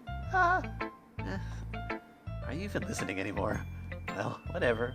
I'll give it to you when we go home. Really? Stop. Aha! I broke my pencil. Sayori hastily bends down to pick up the pieces she dropped. But being inattentive to her surroundings, she bumps right into me. Sorry. It's fine, it's fine. I'll get it for you. I bend down to pick up the broken pencil. Sayori clutches the desk beside her to support herself, knees shaking. I'm a little clumsy today. Let's sit down, Sayori. Yeah. I grab Sayori's arm and sit her at the desk. Anyway, I still haven't read your poem. Oh! Sorry, I forgot about that. But it's not as good as yours. Jeez, don't worry. I'm sure I'll like it. Bottles. Alright, let's read her poem now. Bottles. I pop up my scalp like the lid of a cookie jar. It's the secret place where I keep all my dreams. Little balls of sunshine, all rubbing together like little bundles of kittens. I reach inside with my thumb and forefinger and pluck one out. It's warm and tingly. But there's no time to waste. I put it in a bottle to keep it safe. And I put the bottle on a shelf with all of the other bottles. Happy thoughts, happy thoughts, happy thoughts in bottles all in a row. My collection makes me lots of friends. Each bottle a starlight to make amends. Sometimes my friend feels a certain way. Down comes a bottle to save the day. Night after night, more dreams. Friend after friend, more bottles. Deeper and deeper my fingers go, like exploring a dark cave, discovering the secrets hiding in the nooks and crannies, digging and digging, scraping and scraping. I blow the dust off my bottle caps. It doesn't feel like time elapsed. My empty shelf could use some more. My friends look through my locked front door. Finally all done. I open up, and in come my friends. In they come, in such a hurry. Do they want my bottles that much? I frantically pull them from the shelf, one after the other, holding them out to each and every friend. Each and every bottle, but every time I let one go, it shatters against the tile between my feet. Happy thoughts, happy thoughts, happy thoughts in shards all over the floor. They were supposed to be for my friends who aren't smiling. They're all shouting, pleading, something. But all I hear is echo, echo, echo, echo, echo inside my head. It's a little dark. Holy crap. Sayori, did you really write this? Of course I did. Didn't I tell you yesterday I was going to write the best poem ever? Yeah, but, I mean, I didn't expect something like this coming from you. Monica taught me a whole lot, and I've been really in touch with my feelings recently. I see that. It's almost kind of creepy. Creepy? Well, not exactly. Maybe because I'm so used to you being cheerful. Well, never mind. I'm thinking too hard about it. The point is, it came out good, so you should be proud of it. Oh, thanks. I feel like I was meant to express myself this way. It even helps me understand my own feelings a little bit better. Writing is like magic. You've gotten pretty passionate about this, huh? I hope you keep it up. Yeah! Writing's the best. I'm gonna keep writing until I die! Don't get ahead of yourself. Sayori's always had a habit of getting obsessed with something before dropping it more than a week later. I wonder if this is one of those times. Seeing the passion in her eyes makes it hard for me to be pessimistic. Alright. Well, let's move on to Natsuki, but I need a drink.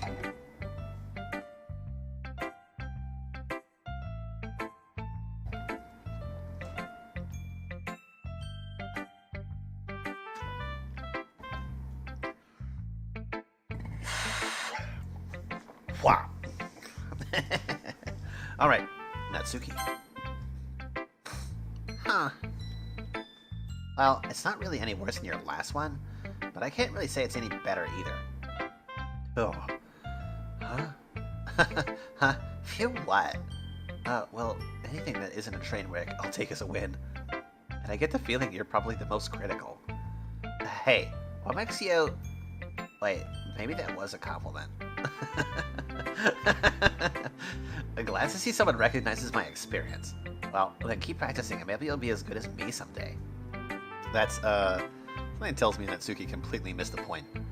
Come to think of it, this kind of reminds me of Sayori's poem from yesterday. Do you think so?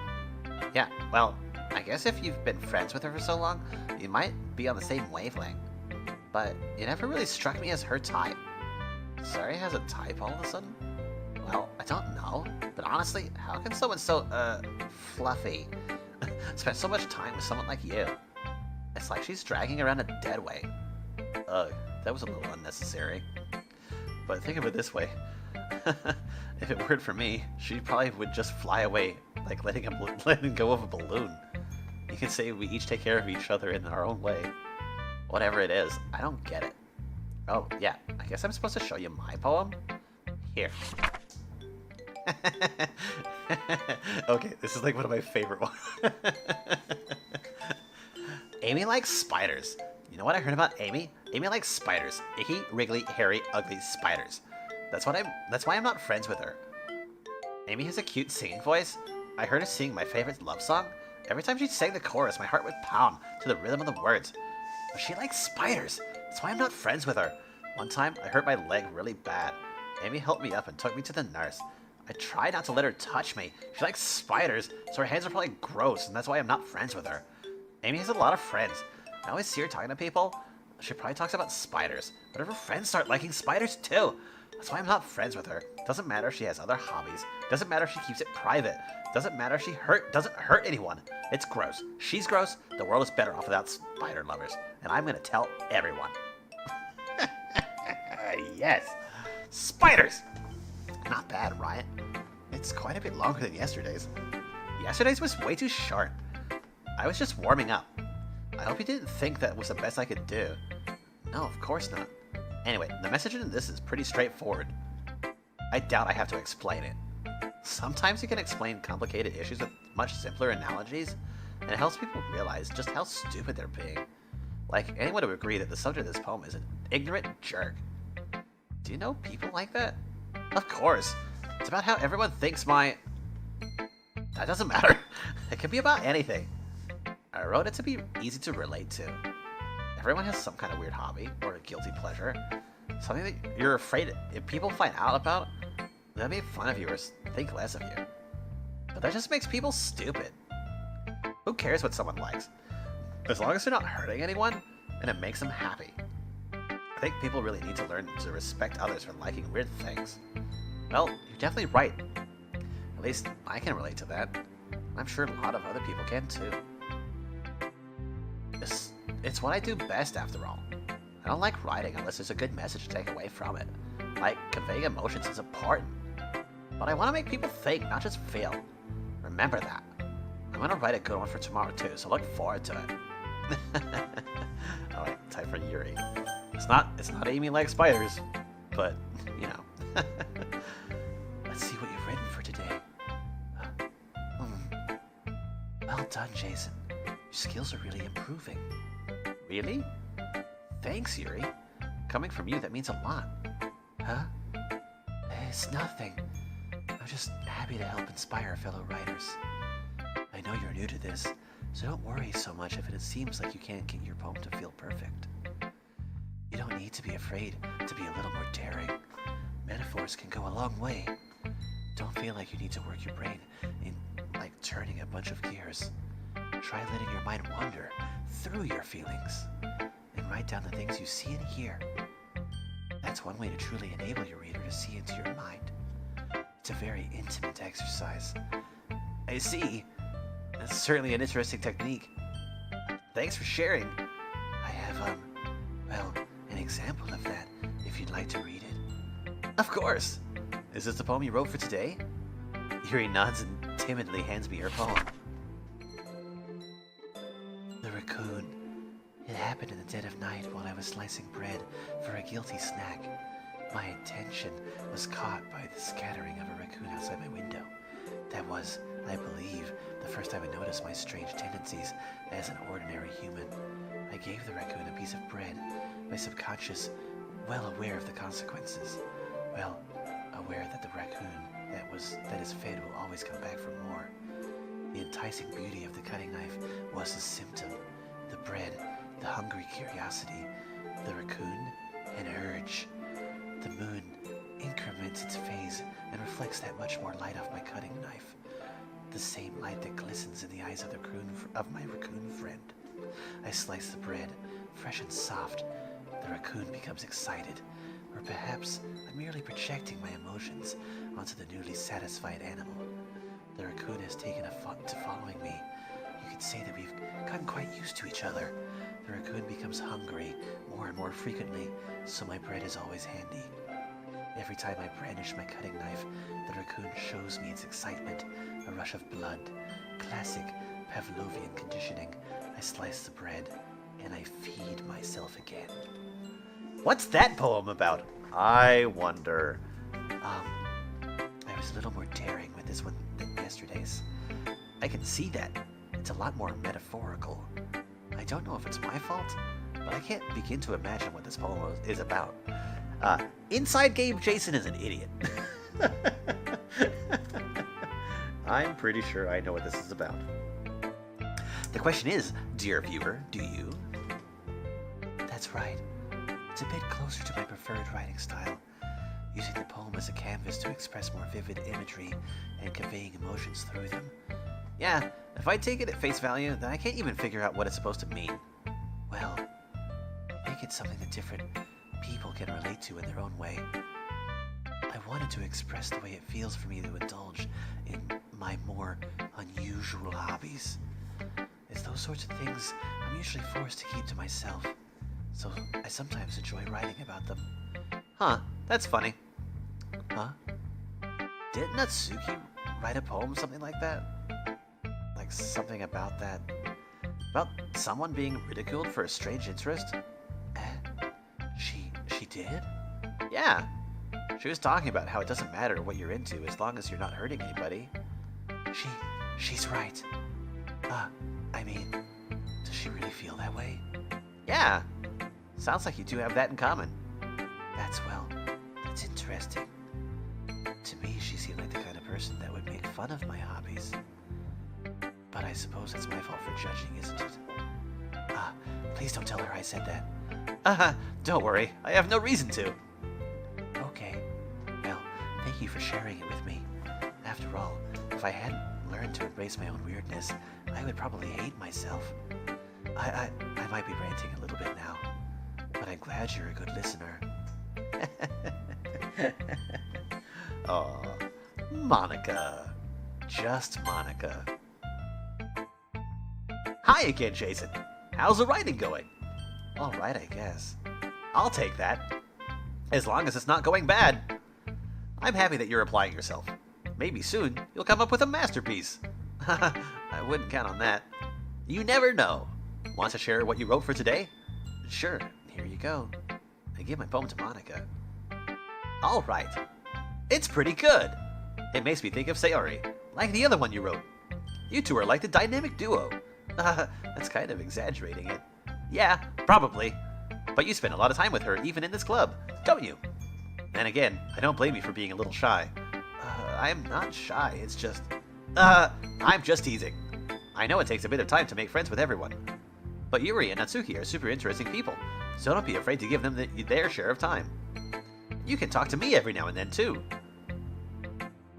She says, but she's usually not an option. I'm not, like, unapproachable or anything, am I? No, it's nothing like that. I'm just still getting used to being here, that's all. Yeah! I'm sorry if I was putting pressure on you or something. I really didn't mean it like that. No, don't worry. I get what you're saying. Well, alright. But anyway, you want to read my poem now? I like the way this one turned out, so I hope you do too. Alright, let's take a look. I just like the title. Save me! The colors, they won't stop. Bright, beautiful colors. Flashing, expanding, piercing. Red, green, blue. An endless cacophony of meaningless noise. The noise, it won't stop. Violet, grating waveforms. Squeaking, screeching, piercing. Sine, cosine, tangent. Like playing a chalkboard on a turntable. Like playing a vinyl on a pizza crust. An endless poem of meaninglessness. Load me.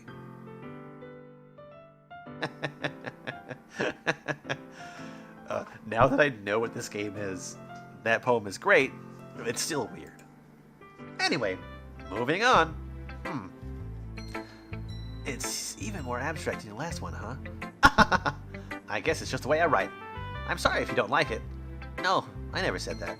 It's just a kind of thing that I've never really seen before, I guess. I kind of like playing with my space on the paper. Choosing where and how to space your words can totally change the mood of a poem. It's almost like magic. The way I wrote the lines really short makes it feel like they're trying to speak over the noise.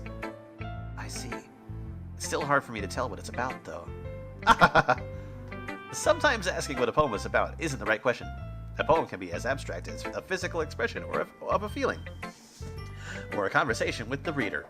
So putting it that way, not every poem is about something. Anyway, here's Monica's writing tip of the day. Sometimes you'll find yourself facing a difficult decision. When that happens, don't forget to save your game. You never know when you might change your mind, or when something unexpected may happen. Wait, is this tip even about writing? What am I even talking about? That's my advice for today. Thanks for listening.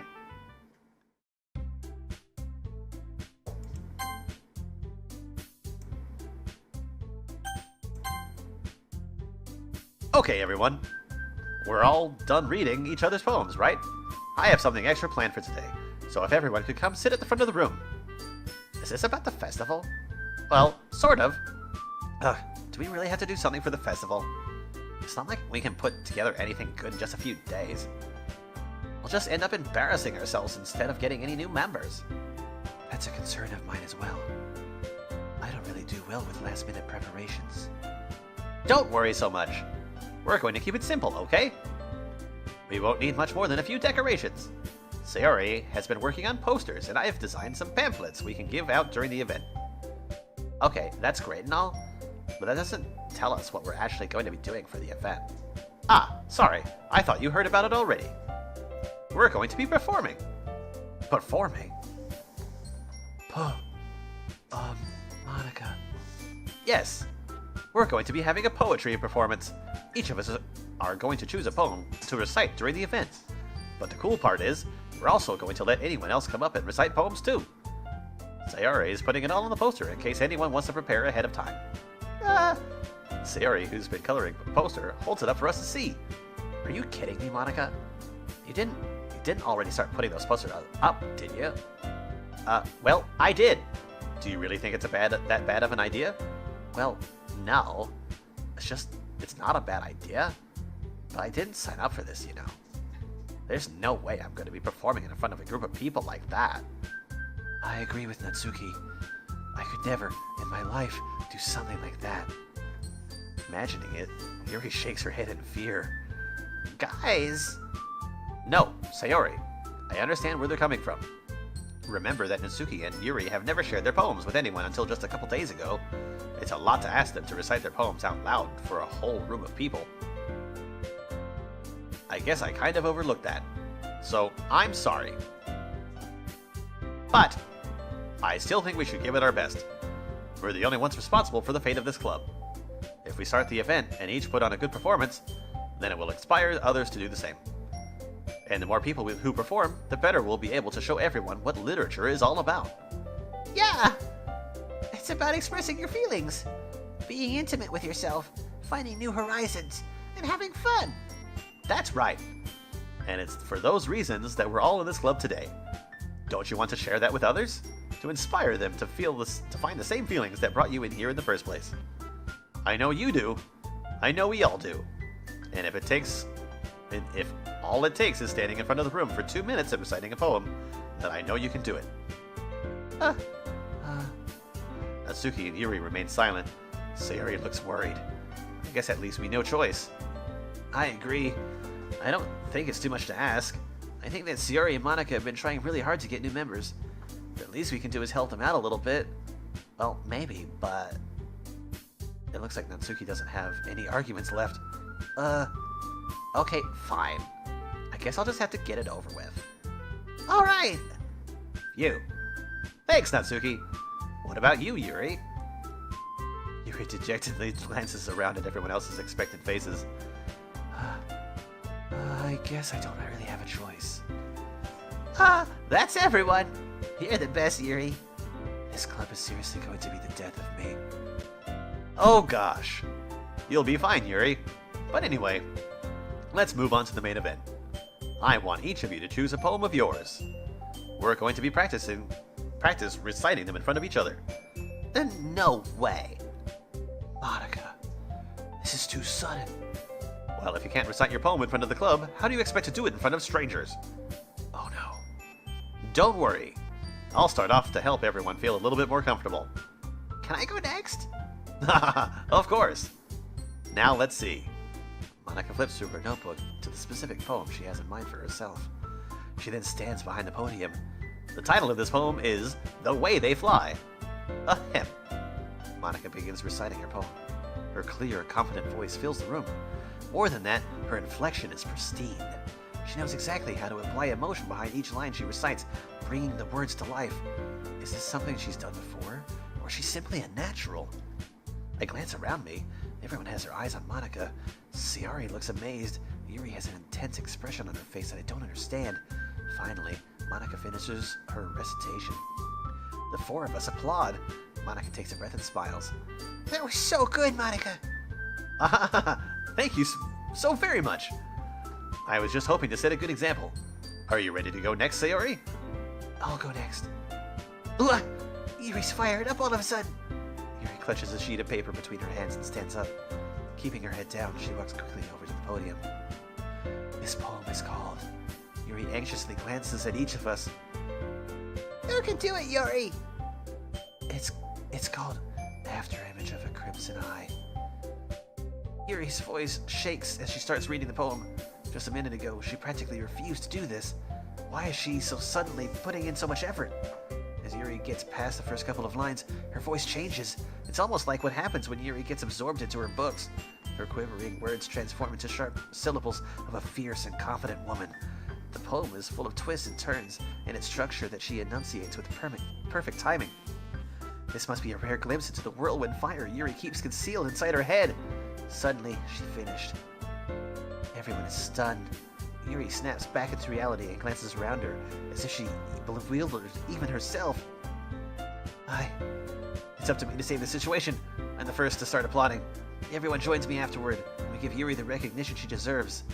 It's not that we didn't want to applaud for her, but we were caught so off guard that we must have forgotten. As we applaud, Yuri holds the poem to her chest and rushes back into her seat. Yuri, that was really good. Thank you for sharing. It looks like Yuri's down for the count. Okay, I guess I'm next then. Sayori hops out of her chair and cheerfully walks to the podium. Oh my god, I cannot read anything. Mouth is too dry.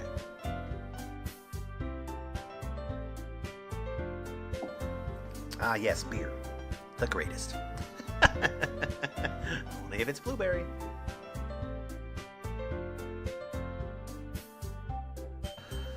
This one's called My Meadow. Sorry, I giggled.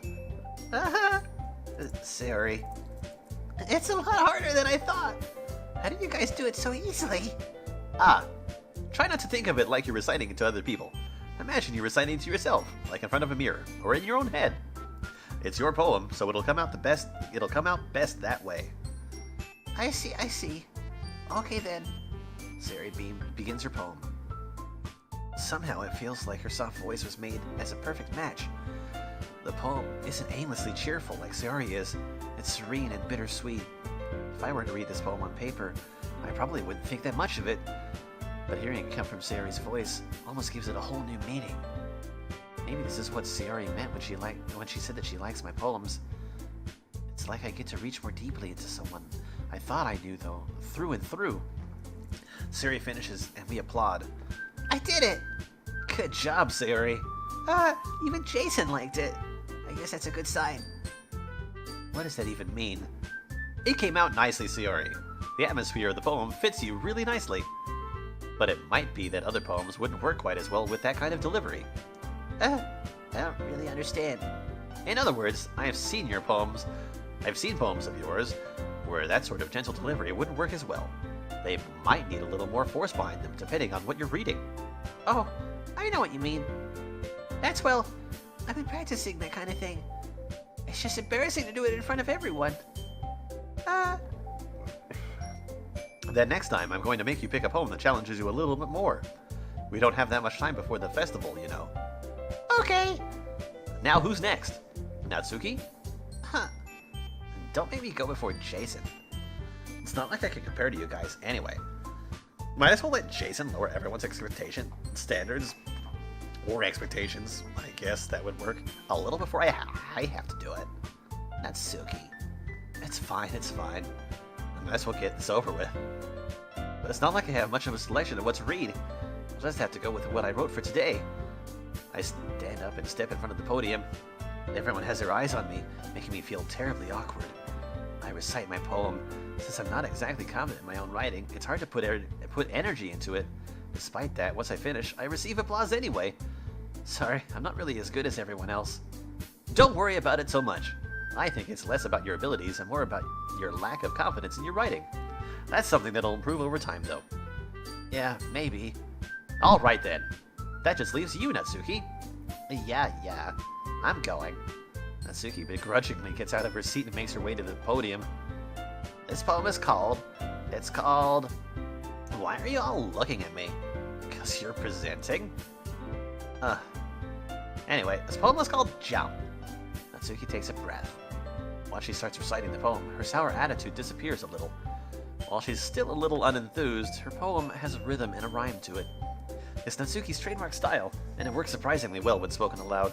The words feel like they bounce up and down, as if giving life to the poem.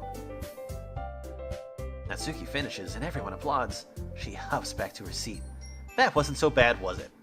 Easy for you to say? You'd better not make me do that again. Well, do you at least feel prepared enough to recite a poem in front of other people?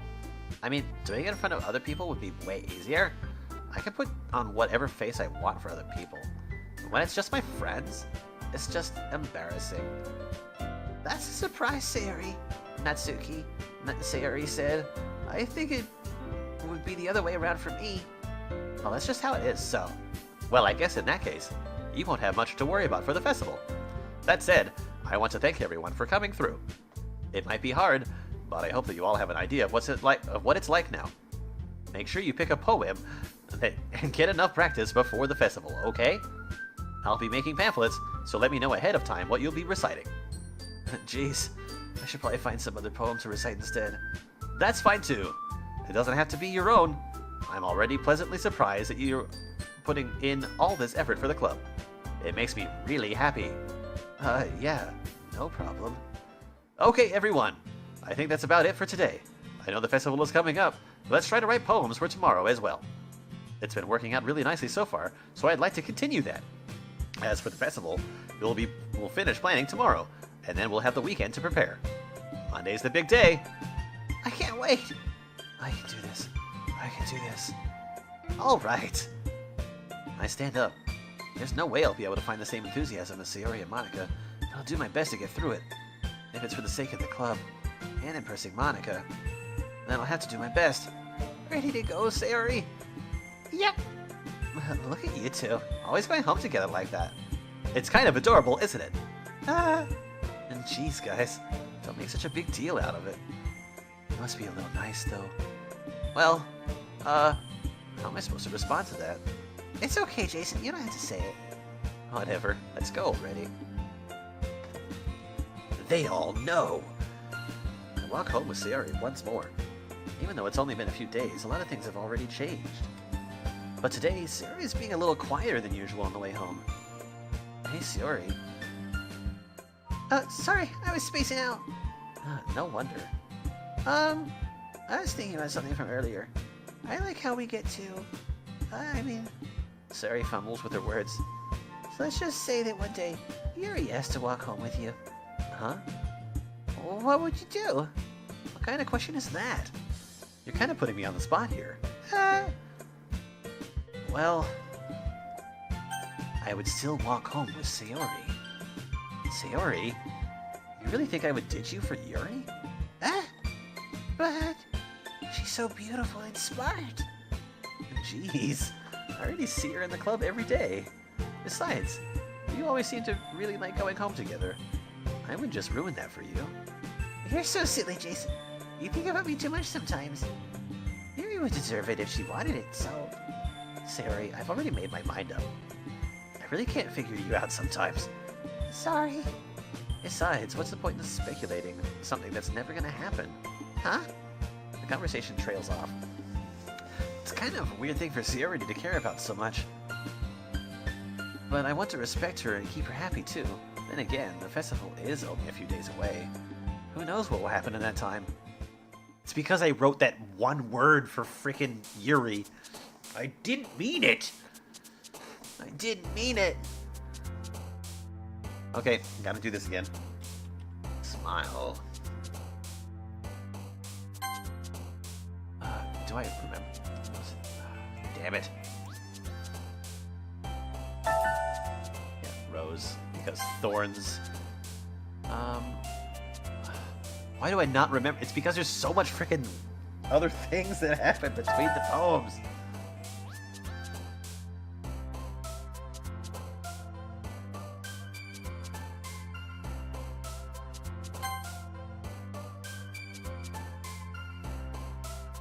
Depression. Is it heartbeat or heart? Gosh darn it.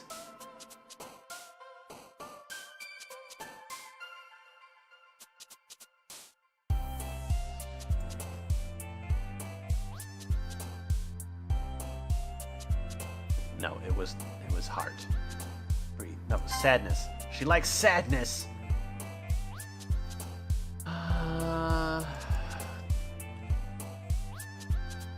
Sorry, I'm literally checking to see which word I should use.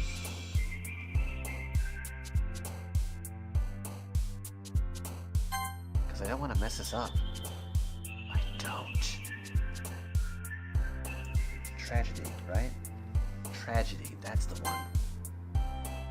Promise. I feel like it's desire. No, it's not desire. Is it bliss? Yes, it is bliss. Judgment now. Cry. It's cry, right? Cry? Yes, she likes to cry. She very much likes to cry.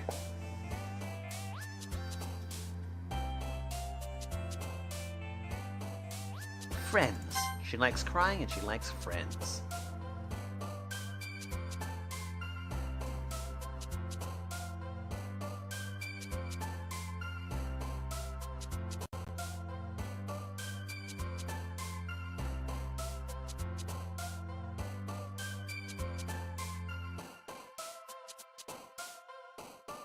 God, which one of these words is it?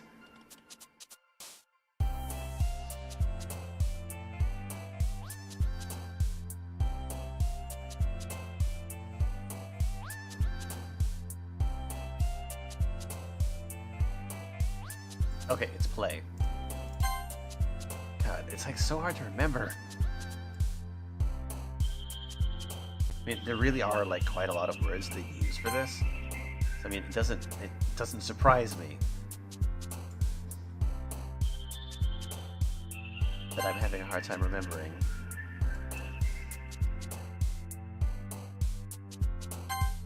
At least I'm getting faster. She likes pain.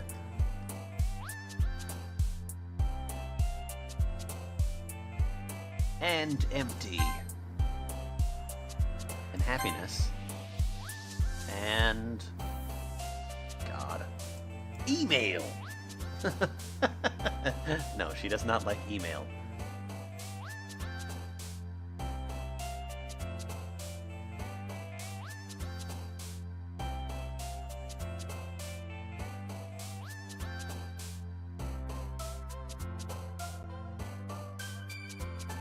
No, it's not marshmallow. Oh, it's beauty. One more. One more.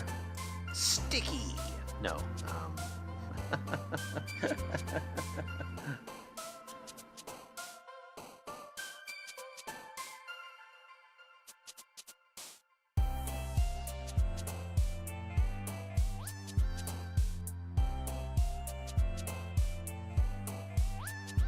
Not lollipop.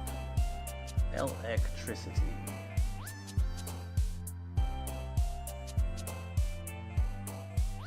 No. Milk.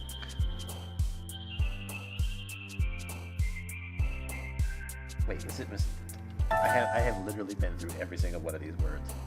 Misfortune. There we go. That wasn't hard at all, now was it?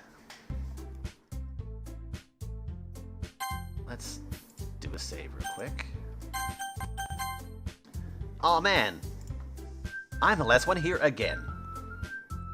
Don't worry, I just walked in too. Were you practicing piano again? Yeah. You must have a lot of determination. Starting this club, and now picking up piano. Well, maybe not determination, but I guess passion. Remember that the club wouldn't be here if it wasn't for all of you. And I'm super happy that you're all willing to help out for the festival, too. I can't wait for the festival. It's gonna be great. Eh? Weren't you complaining about the festival yesterday, Natsuki? Well, yeah. I'm not talking about our part of the festival, but it's a whole day of school where you get to play and eat all kinds of delicious food. You sound a bit like Sayori all of a sudden. Monica, do they usually have fried squid? Squid? That's a pretty specific thing to look forward to. Oh, come on. Are you saying that you don't like squid? You of all people? I didn't say I didn't like it. Besides, what do you mean by you of all people? Because it's right in your name. Monica. That's not how you say my name at all. Also, that joke makes no sense in translation. Never mind. Let's just focus on our own event for today. Fine. Your reactions aren't as fun as Yuri's or Sayori's anyway. Excuse me. Where is Sayori anyway? Oh, there you are. Sayori is sitting at a desk in the corner of the room, looking down at nothing. I walk over to her. Hey, Sayori. I wave my hand in front of her face. You're spacing out again. Sorry. Don't mind me. You can go talk to everyone else. Huh? Is everything alright? Of course. Why wouldn't it be? It just feels like you're a little off. Sorry for assuming things. Jeez, you worry about me too much sometimes. I'm fine, see? Sayori shows me a big smile. Don't let me distract you from having fun with everyone. Oh, alright. If you say so. I worriedly glance at Sayori before turning back to reward everyone. The conversation is already dispersed, with everyone back at their usual activities. Maybe I should ask Monica if she's noticed anything about Sayori recently.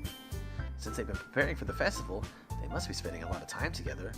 I timidly approached Monica, who was shuffling through some papers at her desk. Jason, what's up? Hey, this might sound a little strange, but have you noticed anything up with Sayori recently? Anything up with her? In what way do you mean? Maybe I'm reading into it a little too much, but she seemed a bit downcast today. Oh, you think so? I can't say I've noticed anything about her. Monica peers across the room at Sayori, who is idly dragging a rubber eraser up and down her desk. Maybe there is something on her mind. But I'm surprised I'm not the one asking you, Jason. You certainly know her a lot better than I do. Yeah, but she's never really like this. She's always talked to me about something that's bothered her. This time, when I asked her, she was really dismissive. Sorry, I know it's not your problem. I just wanted to see if you knew anything, so I'll drop it now. No. It's important to me too. I mean, I'm also friends with her. And I also care about the well-being of my club members, you know? Maybe I'll try talking to her myself. Are you sure about that? She seemed like she wanted to be left alone. Are you sure? Maybe she just has a hard time breaking it up with the person of interest. Person of interest? What do you mean by that? I'm saying that maybe the thing on her mind is you, Jason. Me?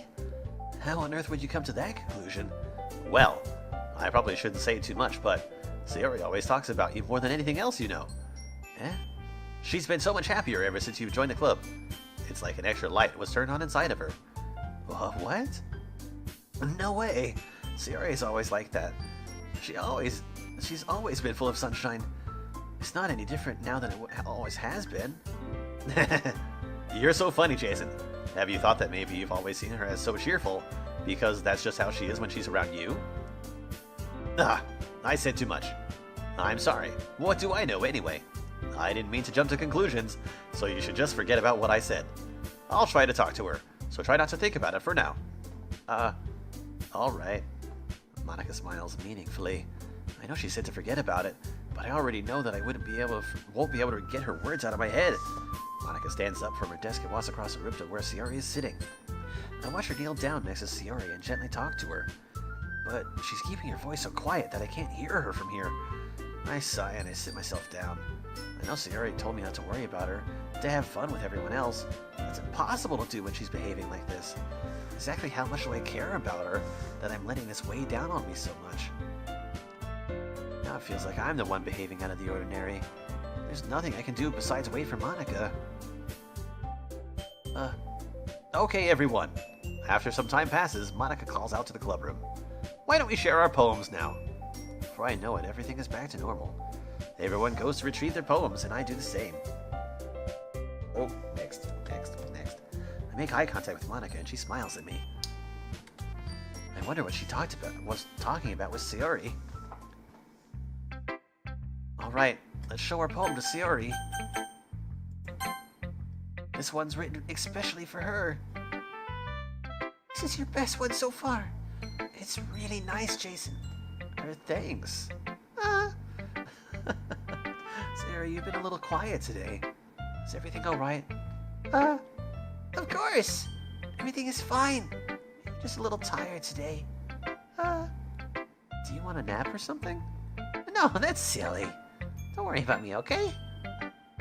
I only want to see smiles on your face. Well, alright. Hey, Jason. I'm still a little surprised. I really thought that you would try writing your poems like the way Yuri does. Or even Natsuki. In the end, yeah? I guess you're the one who likes this the most. I guess you're the one who likes this the most. Why? You don't want to get closer with everyone else? Oh, wait. Of course I do. It doesn't mean that I need to try so hard to impress them. I still understand you the most, Sayori. I know you have to sometimes put up with me, and I have to sometimes put up with you. We have a wavelength or something. And this is how the poem came out. Sometimes I feel like you're the only exciting thing in my life. So sometimes it's just easier to write when thinking about you. Sayori? No. Jason. I don't deserve this. You're too nice to me. Why are you doing this? Sayori has trouble keeping her voice steady all of a sudden. You had fun with everyone else instead. This would be so much easier. Sayori. I glance around the room to make sure nobody's noticed this. Sayori. I've probably never said this before, but I don't understand what you're feeling right now. Tell me what will cheer you up. Sayori shakes her head. She sniffles and keeps shaking her head. Finally, she gathers herself and puts on a smile. It's nothing, Jason. It's just a little rain cloud. I'm sorry you had to see that. I promise it won't happen again. Just smiles from everyone, okay? That's all that matters. Go play with everyone else. I'm gonna go home a little bit early today. Sayori, Tell Monica I wasn't feeling well, okay? I'll see you tomorrow. Before I could say anything else, Sayori cheerfully walks out of the classroom humming to herself. Aw, Sayori. Alright, let's show it to Natsuki. This one's alright. Alright. Oh, yeah. About as good as yesterday's anyway. I see what you're going for, but it's really not my style. I mean, that's fine. I'm mostly just glad that you're trying a little bit. Well, of course I'm trying at least... Of course I'm at least trying. Why are you so emotionally invested in my poems anyway? Isn't that more of a compliment to me? No, gross. It's not like I care. It's just that one of us in the club has to make sure you're not slacking off. Really? Well, what if you ended up just scaring me away? It's not like you'd actually do that. Yeah, you're right. It's kind of fun to hang out here, even if I have to put up with you. Gah. Natsuki's elbow connects with my stomach. Oh, maybe I won't mind scaring you away after all. I was just joking. Oh, I know. Don't worry, I was too. How the hell do you call that a joke? That seriously hurt. Well, maybe it was funny to her. I guess that's the kind of the point. I should really just watch my mouth around Natsuki. Anyway, Natsuki holds her poem out to me like nothing even happened. Oh god. I'll be your beach. Your mind is so full of troubles and fears that diminished your wonder over the years. But today I have a special place, a beach for us to go. A shore reaching beyond your sight. A sea that sparkles with brilliant light. The walls in your mind will melt away before the sunny glow. I'll be the beach that washes your worries away. I'll be the beach that you daydream about each day. I'll be the beach that makes your heart leap in a way you thought had left you long ago. Let's bury your heavy thoughts in a pile of sand, bathe in sunbeams and hold my hand. Wash your insecurities in the salty sea and let me see you shine. Let's leave your memories in a footprint trail. Set you free in my windy sail. And remember the reasons you're wonderful when you press your lips to mine. I'll be the beach that washes your worries away. I'll be the beach that you daydream about each day. I'll be the beach that makes your heart leap in a way you thought had left you long ago. But if you let me by your side, your own beach, your own escape, you'll learn to love yourself again. Oh, that's actually quite sweet.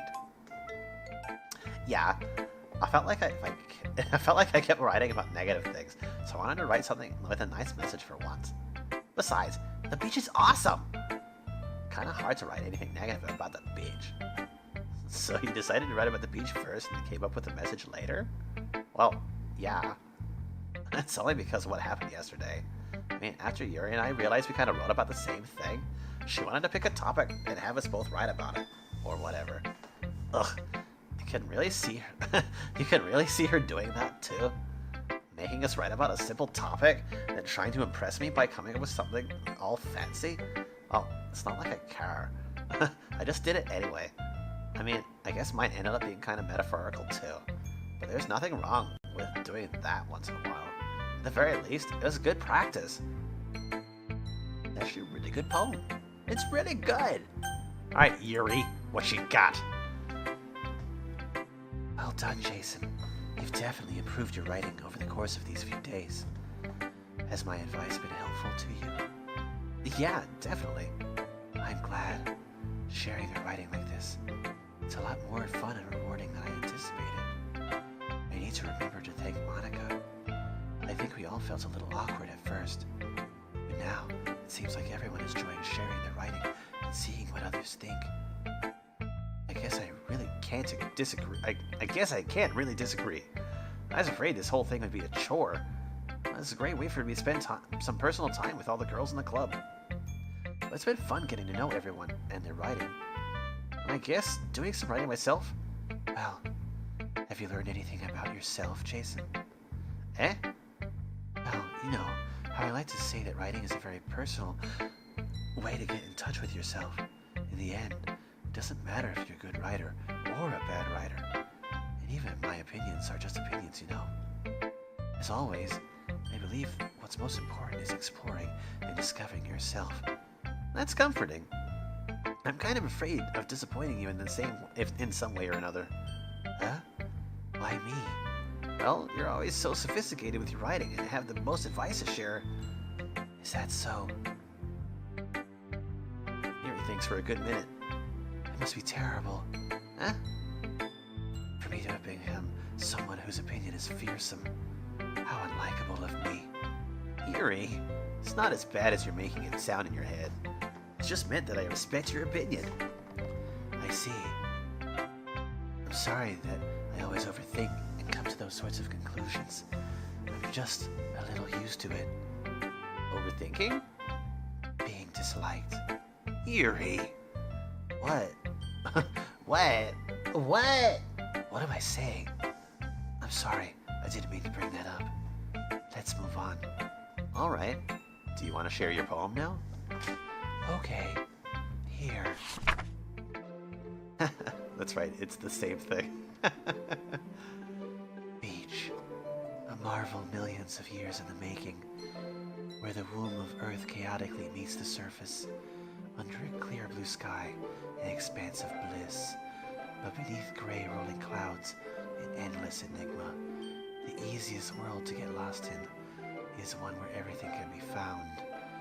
One can only build a sandcastle where the sand is wet, or where the sand is wet, the tide comes. Will it gently lick at your foundations until you give in? Or will a sudden wave send you crashing down in the blink of an eye? Either way, the outcome is the same, yet we still build sandcastles. I stand where the foam wraps around my ankles, where my toes squish into the sand. The salty air is therapeutic. The breeze is gentle, yet powerful. I sink my toes into the ultimate boundary line, tempted by the foamy tendrils. Turn back, and I abandon my peace to erode in the shore. Drift forward, and I return to Earth forevermore. That's actually a really nice poem, too. I'm aware that the beach is kind of an inane thing to write about, but I did my best to take a metaphorical approach to it. Yeah, Natsuki already told me about it. She did? She didn't say anything weird, did she? She just wanted us to write something about the same topic again. I suppose it's better compare the differences in our writing styles or thought processes. Anyway, it was her idea. Knowing her, it's no surprise that she wanted to do something like that. She probably just wanted to show off. It's not like I have a particular interest in her writing style. I just went with her request. But, well, I suppose it's not so bad to write about something simple on occasion. It can be refreshing, you know. It's good for me to calm my thoughts once in a while. Yeah, I think I agree. Thanks for sharing. Good job, you two. You're becoming friends. How about that? Even after that fight earlier. Monica. Just Monica. Hi, Jason. Have you thought about what you want to submit to perform at the festival? Oh, stop pushing this wrong button. Well, being in this club is one thing, but performing in front of a bunch of people, I'll have to give it some more thought. Okay, no pressure. But whatever you do, I'm sure it'll turn out great. It would also make me happy to see. Anyway, let's take a look at today's poem. Sure. I let Monica take the poem I'm holding in my hands. It's kind of funny. How so? No, not the poem. I mean, it's funny how your poems and Sayori's poems have been getting more and more similar to each other each and every day. I'm surprised you're so in sync with her. Then again, you've been spending a lot of time together lately, haven't you? I guess you could say that. Although, we kind of grew up as best friends. I haven't been seeing as much of her this past year. But since I joined the club, we've been spending a lot of time together again. I see. That reminds me about how Sayori has been a little bit off today.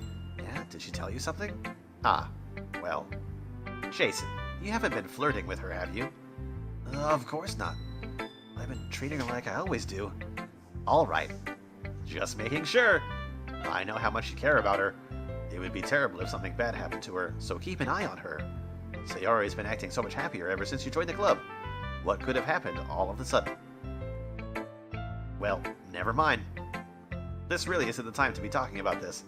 Anyway, I'll share my poem with you now, alright? Alright. The Lady Who Knows Everything. As an old tale tells of a lady who wanders the earth. The lady who knows everything. A beautiful lady who has found every answer, all meaning, all purpose, and all that was ever sought. And here I am, a feather, lost adrift in the sky, victim of the currents of the wind. Day after day, I search with little hope, knowing legends don't exist. But when all else failed me, when all others have turned away, the legend is all that remains, the last dim star glimmering in the twilight sky, until one day, the wind ceases to blow. I fall, and I fall, and fall, and fall even more, gentle as a feather, a dry quill, expressionless, but a hand catches me between the thumb and forefinger, the hand of a beautiful lady. I look at her eyes and find no end to her gaze. The lady who knows everything knows what I am thinking. Before I speak, she responds in a hollow voice. I have found every answer, all of which amount to nothing. There is no meaning, there is no purpose, and we seek only the impossible. I am not your legend. Your legend does not exist. And with a breath, she blows me back afloat, and I pick up a gust of wind. You know, I feel like learning and looking for answers are the sorts of things that give life meaning. Not to get too philosophical or anything, but it was kind of on my mind, so that's what I wrote about. I see. I never really put much thought into it. In a way, it's almost paradoxical, because if we had all the answers, wouldn't the world start to lose its meaning? You know, there's one thing I noticed. It seems like everyone in the club prefers writing about things that are more sad than happy. Are you surprised? I mean, if everything was okay, we wouldn't really have anything to write about, would we? Humans aren't two-dimensional creatures. I think you'd know that better than anyone. You mean one-dimensional? Ah, yeah, that. Anyway, here's Monica's writing tip of the day. Are you ever too shy to share your writing because you're afraid that it's not good? It can be really disheartening to get a lukewarm response to something you put so much into. But if you find other people who enjoy writing, then sharing becomes a lot easier. Because if instead of just telling you that your writing is good, or okay or bad, they'll want to focus more on everything that went into it, and the things that you can work on. It's much more encouraging that way, and it will make you want to continue improving. It's almost like having your own little literature club, don't you think? That's my advice for today. Thanks for listening. Okay, you three. We're all done sharing poems, right? Why don't we start figuring out... Hold on a second. Is it just me, or did you say something strange just now? Eh? Something did sound a bit unusual. That's right. You deviated from your usual catchphrase when addressing the club. Catchphrase? I don't have a catchphrase. Jeez, why is the mood so weird today? Look, even Yuri is in a mood to it. Stagnating air is calmly foreshadowing that something terrible is about to happen. In your books, maybe. Look, the only thing that's different is that Sayori isn't here. It seems you're right. Sayori always helps lighten the mood a little bit, doesn't she? It's almost like everyone's balance is thrown off a little when she's not around. Where the heck did she run off to anyway? I thought she just went to pee. Natsuki, please, show some decency. Oh, come on. She actually wasn't feeling too well and went home early. Is that so? I hope she's alright. Seriously? Of all the times to not go home with her, you pick the time that she's not feeling well. So much for you two being all lovey-dovey. No. First of all, stop misunderstanding my friendship with Sayori. Second, she's kind of been avoiding me today, so I didn't want to force it. Oh, that curious expression coming from Yuri, of all people. Calm down, guys. I talked to her earlier, and everything is fine. What did she say? Anyway, we need to figure out the rest of the festival preparations, so let's decide what everyone will be doing this weekend. I already know what I'm doing. That's right. Natsuki will be making cupcakes. But we might need a lot of them, and different flavors. Can you handle that all by yourself, Natsuki? Challenge accepted. As for myself, I'm going to be printing and assembling all the poetry pamphlets. Sayori will be helping me design them. And as for Yuri, you can And, guys, can you help me come up with something for Yuri? I'm useless. No! That's not it at all. You're the most talented person here, you know. No, Nutsuki's pouting too. Jeez, I can't even tell now. I guess I never gave Sayori enough credit, but I can tell things are even harder on you when she's not around. That may be the case. But if I can't also be a leader on my own, then I won't grow as a person. So, Yuri, you have a beautiful handwriting, you know? So you should make some banners and decorations to help set the atmosphere. Atmosphere? About that, I love atmosphere. Yuri's expression suddenly changes as she stares at her desk and focuses and starts nodding to herself. Your mind is already racing, I see. That's great. You'll be a wonderful help, Yuri. But anyway, that just leaves you, Jason. The one who's truly useless. God. Don't say that. In fact, both Natsuki and Yuri have some pretty heavy tasks to handle. It would probably go a long way to give one of them a hand. You could always help me out as well. I would be really appreciative of that. Is Monica suggesting I spend the weekend with one of my club members? How on earth are they going to respond to a suggestion like that? I suppose I wouldn't mind a bit of help. Well, even if you don't know how to bake, there's always some dirty work I could give you. It's not like Monica's gonna give me any choice. You shouldn't be sitting on your butt anyway. Natsuki tried to mumble a bunch of excuses like that. If I recall, Natsuki, you mentioned that you would like to handle the baking on your own. Jason may not like to be around you if you only make him out to be a nuisance. So therefore, he may be more suited to assisting with the decorations. Hold on, I never said that. How hard could it be to make a few decorations anyway? Sounds more like you're just making excuses for Jason too. Oh, what are you saying? It will be extremely meticulous work. And baking isn't? Just what do you think? Guys, let's settle down for a moment. In the end, I think it's up to Jason to decide how he'd like to contribute. Besides, he hasn't really gotten the chance to spend any time with me yet, you know? So I'm sure he's interested. You literally just said, I'm surprised as well. Sorry. I was just saying, though. Jeez, can we just settle this already? Yeah. Jason, you're okay with this, right? In the end, it's up to you. Of course. Huh. Very well. In that case, everyone looks straight at me. But of course, I'm going to go with save. Safety save. Then save it again. Okay, just because I am chasing after Sayori in this particular game, let's just click her. I mean, if it's going to be anyone, then I prefer helping Sayori. I mean, we're already neighbors and... But Monica said that Sayori was helping her. Jeez, do you really hate us that much? No. Sorry, I didn't mean for this to be difficult. Just think of the club, okay? Okay. In this particular case, it doesn't actually matter who I pick. I mean, it can't be Monica because, well, I guess I should probably be helping Monica. Yay! You picked me! Hold on 1 second. Yeah. Monica, you're the one who needs the least of help out of all of us. Nope. But I agree with Natsuki. Not only is your work already most suitable for one person, but you already have Sayori as well. But Jason was the one who... That doesn't matter. You were the one who scared him into picking you in the first place. You're the club president, Monica. You're supposed to make responsible decisions for the club. Monica, you shouldn't let any ulterior motives interfere with this decision. Ulterior motives? What are you saying, Yuri? In fact, it sounds like you guys are the ones with ulterior motives. Excuse me? Otherwise, this wouldn't have been made into such a big deal in the first place. That's completely false, Monica. Yeah, we have a lot of work to do, you know.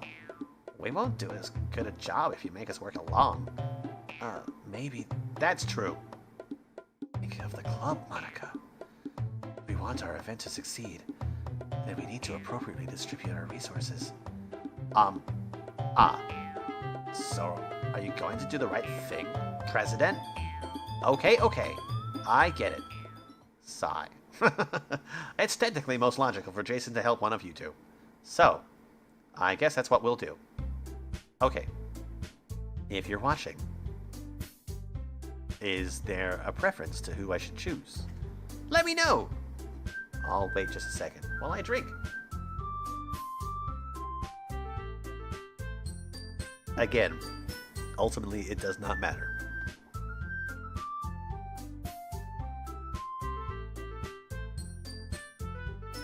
So thirsty. So much thirst. A thirst so large.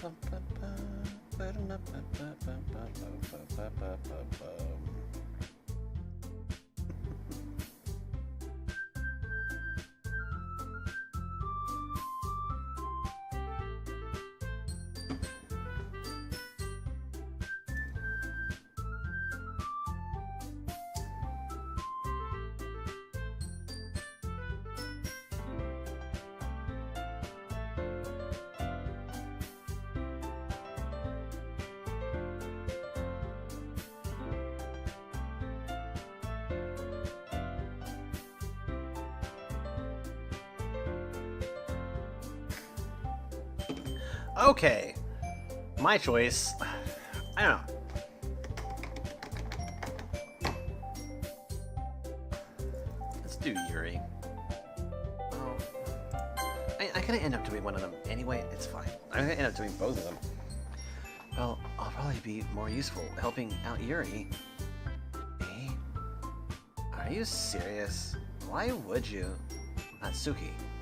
I can already tell you're about to say something mean. No. I was just saying. Look, so you'll be helping out Yuri then, Jason. Yeah. That's what I'm gonna do. I'm glad. I have a bad habit of overthinking these sorts of things. So I think your assistance will be very useful. That's great to hear. Natsuki, will you be able to handle the baking yourself? I mean, yeah. I already said I would be fine. Okay. Okay.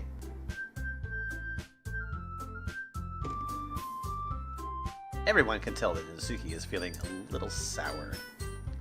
So, is that everything we needed to go over? Yeah, that should be about it. Are you guys excited? Well, excited may not be the right word, but I suppose I'm looking forward to it a little bit. Do you feel the same way, Jason?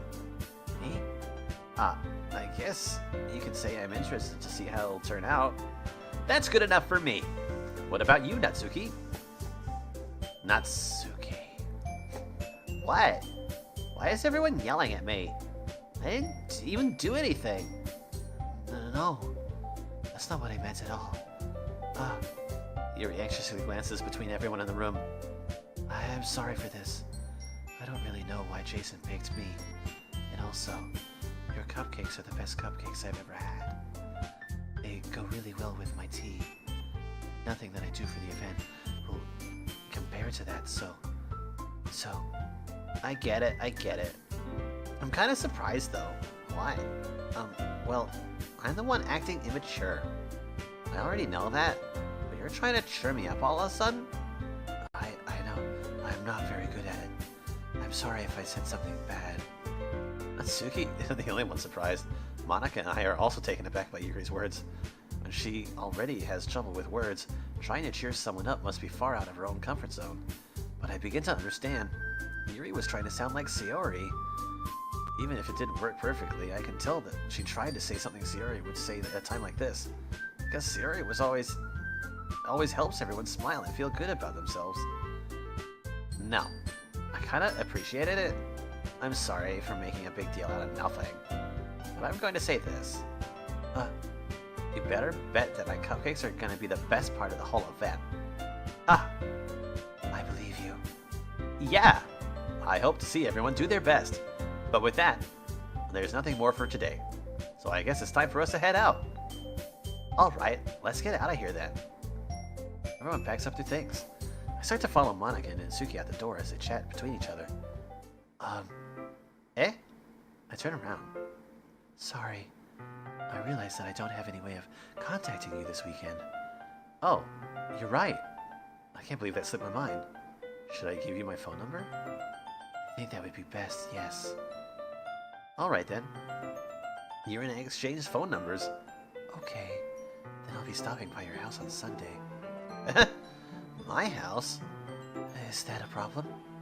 No, not at all. I just thought that I would be the one going to your house, since I'm the one helping you. I suppose that makes sense. But if you don't mind, I think I would prefer going to your house. Alright. In that case, it won't be a problem. I decide not to press Yuri for a reason. It's not like it should matter much either way, so I'll just need to make sure my room is clean. I hope I managed to make myself useful in some way. Not nearly as creative as you are. Don't underestimate yourself, Jason. I think that we'll make a very productive team. Even if you only chose me because you felt bad or something. Wait! You don't actually think that, do you? I don't know. It's difficult to come up with any other reason you may have chosen me. You're forgetting the one reason with the most common sense. I chose to help you because that's what I want to do. But... Yuri thinks to herself with an extremely tense expression. Yuri, you're overthinking this. You wanted me to point out when you're overthinking, right? Huh? I didn't realize. I'm telling you, I want to. That's all there is to it. Do you believe me? Yuri thinks really hard again. She looks straight into my eyes for a long while. I believe you. As if it took her tremendous effort, Yuri finally says that and relaxes her expression. And I'm really looking forward to Sunday. Yeah, I am too. After that exchange, I make my way out the door and Yuri follows. Can't believe this! Yuri's gonna be coming to my house on Sunday? Even though I would have preferred to do this with Sayori, my anxiety still shoots through the roof. I guess I've gotten pretty used to handling her at this point, but who knows what might end up happening when we're outside of school. She even told me that she was looking forward to it. I shake my head. Why do I feel so nervous that Sayori... Why do I feel nervous that Sayori finds out about this? It's not like we feel that way about each other. Besides, like Monika said, this is about the club. I have nothing to worry about. If I just go with it, then I'll have a good time. Oh, he's feeling nervous because he cares about Sayori. Well, I care about Sayori. That's the way I made it. It's already Sunday. I've been getting increasingly anxious about Yuri's upcoming visit. I kept telling myself that there's no reason to be nervous, but it doesn't help much. Yuri's clearly an introvert, and also an intimate person in general. There's no doubt that she'll open up a little bit when it's just the two of us. Meanwhile, we've even been texting occasionally. She was extremely apprehensive at first, but it wasn't long before I was already learning more about her. But putting Yuri aside, I haven't heard a thing from Sayori since she left the club early the other day. It's not like we text each other all the time or anything. I've been worried about her in the back of my mind. Between what Sayori said and what Monika said, is it really okay for me to put Sayori's feelings aside when she might need me? I decide to visit Sayori before Yuri comes over. Rather than asking, I simply tell her, I'm coming over, much like we've done in the past. Once I reach Sayori's house, I knock on the door before answering it myself. Again, we used to play so often that we've made a habit of simply entering each other's houses like we're family. The house is quiet. Sayori isn't anywhere on the first floor, so I assume she's up in her room. It's already strange of her not to run down and greet me. I head up to her bedroom, where I finally find her. Sayori? Hi, Jason. I sit down in her room. Sayori forces a smile, but it's easy to tell that she's different. There's a minute of silence between us. You haven't come over like this in a long time, have you? I guess you're right. It has been a long time. Much has really changed, has it? Sayori's room is as messy as it always has been. I also recognize it's the same stuffed animal and wall decoration that she's had for years. If you came over more often, it wouldn't be such a mess. That's because I end up cleaning it for you. How come you suddenly wanted to come over today? Aren't you supposed to be you're supposed to see Yuri today? Yeah, but wait, how did you know that? Sayori had already left by the time you decided that last meeting. Monica told me. It's only natural for her to keep me informed about the festival preparations, right? Ah, that's true. What about you? Aren't you going to be helping Monica today? Of course! I'm just helping her online. We didn't plan on to meet up or anything. Ah, so it's just me and Yuri then. Yep. There's more silence between us. Sayori stares in a random direction. Everything about her behavior is really uncharacteristic. I finally get to the point. I just wanted to see how you were doing. After you left on Friday, when something's wrong, you can't hide it from me. I know you too well. So, Sayori smiles, shaking her head. That's no good, Jason. Huh? Why can't it just be like it always has been? This is my fault. If I didn't get so weak and accidentally express my feelings, if I didn't make that stupid mistake, then you wouldn't have been worried about me at all. You wouldn't have come here. You wouldn't have been thinking about me right now. But it's just my punishment, isn't it? I'm getting punished for being so selfish. I think that's why the world decided to have you come over today. It just wants to torture me. Ah, Sayori. I grab Sayori by the shoulders. What on earth are you saying? Are you listening to yourself right now? I know something happened to you. There's no other explanation for you to be like this. So tell me already. Until I know, I won't be able to stop thinking about it. Sayori gives me an empty smile. You really put me in a trap, Jason. But you're wrong. Nothing happened to me. I've always been like this. You're just seeing it for the first time. Seeing what? What are you talking about, Sayori? You're really just gonna make me say it, aren't you, Jason? I guess I have no choice this time. The thing is, I've had really bad depression my whole life. Did you know that? Why do you think I'm late to school every day? Because most days, I can't even find a reason to get out of bed. What reason is there to do anything when I fully know how worthless I am? Why go to school? Why eat? Why make friends? Why make other people put their energy and caring to waste by having to spend it on me? That's what it feels like. That's why I just want to make everyone happy, without anyone worrying about me. I'm in shock. I can't even figure out how to respond. How is it possible that Sayori kept this from me the entire time that I've known her? She really wants so badly for me just not to think about her? Why, Sayori? Why is it that you've never told me about this? It almost feels like I've been betrayed as your close friend. Because if I knew, I would have done everything I could to support you. Even if there's only so much that I could do. I would have tried a little bit harder to make every day a little better for you. That's why I'm your friend. All you had to do was tell me. You don't understand at all, Jason. Why do you think I didn't tell you? Because if I told you, then you would have to waste effort caring about me instead of doing important things. I don't want to be cared about. It's bittersweet when people try to care about me. It feels nice sometimes. It also feels like a bat being swung against my head. That's why I wanted so badly for you to make friends with everyone else. Helping everyone be happy together is the best thing for me. But then I discovered something else too. See, you make friends and get closer with everyone in the club. That feels like a spear going through my heart. So that's why I decided the world just wants to torture me. Every path leads nothing but hurt. Ah! You're right that I don't understand. I don't understand your feelings at all, Sayori. But I don't need to understand. Whatever it takes for me to help you stop hurting. That's what I'll do. No, Jason. There's nothing. Nothing at all. The only thing that I could have helped is if everything could be like it always was.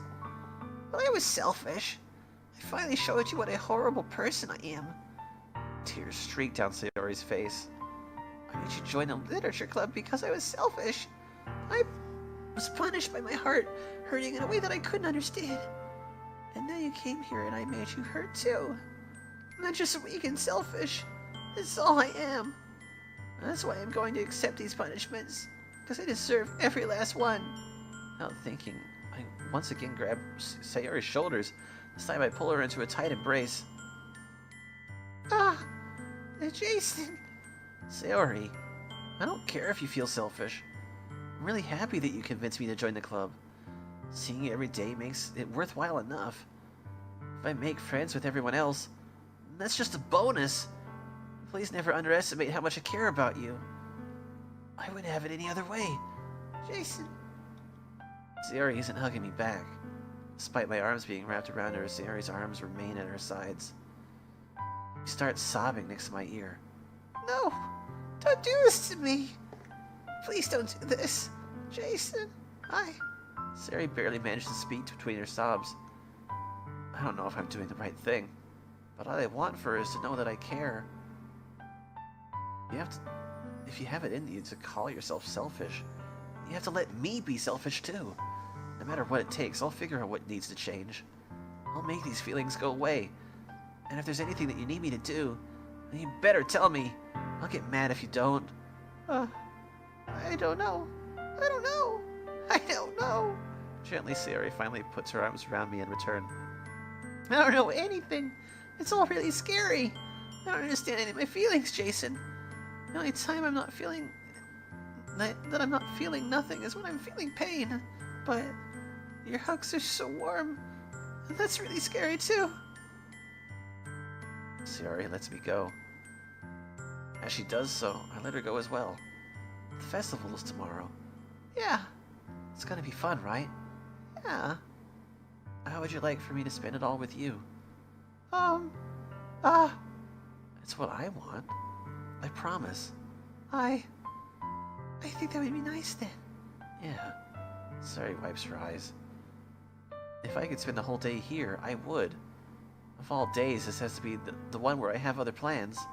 Maybe I should cancel. No, don't! Please don't. If you did that, then I really wouldn't forgive you. But it's almost time for Yuri to meet me at my house. At the very least, do you want to come along and help out? It would be fun. To my surprise, Sayori shakes her head. I'm sorry. I don't know if that would be very good for me today. You understand, right? It's kind of hard for me to fully understand. But I'm trying my hardest. It's okay. Don't worry too much about it. I'll see you tomorrow, okay? Alright. We'll look forward to it. She's so sad. I say goodbye to Sayori and exit her house. On the way home, I find myself still feeling uneasy. It's hard for me to keep thinking about it when Yuri's about to come over, too. I think Sayori is right. I shouldn't be worrying too much.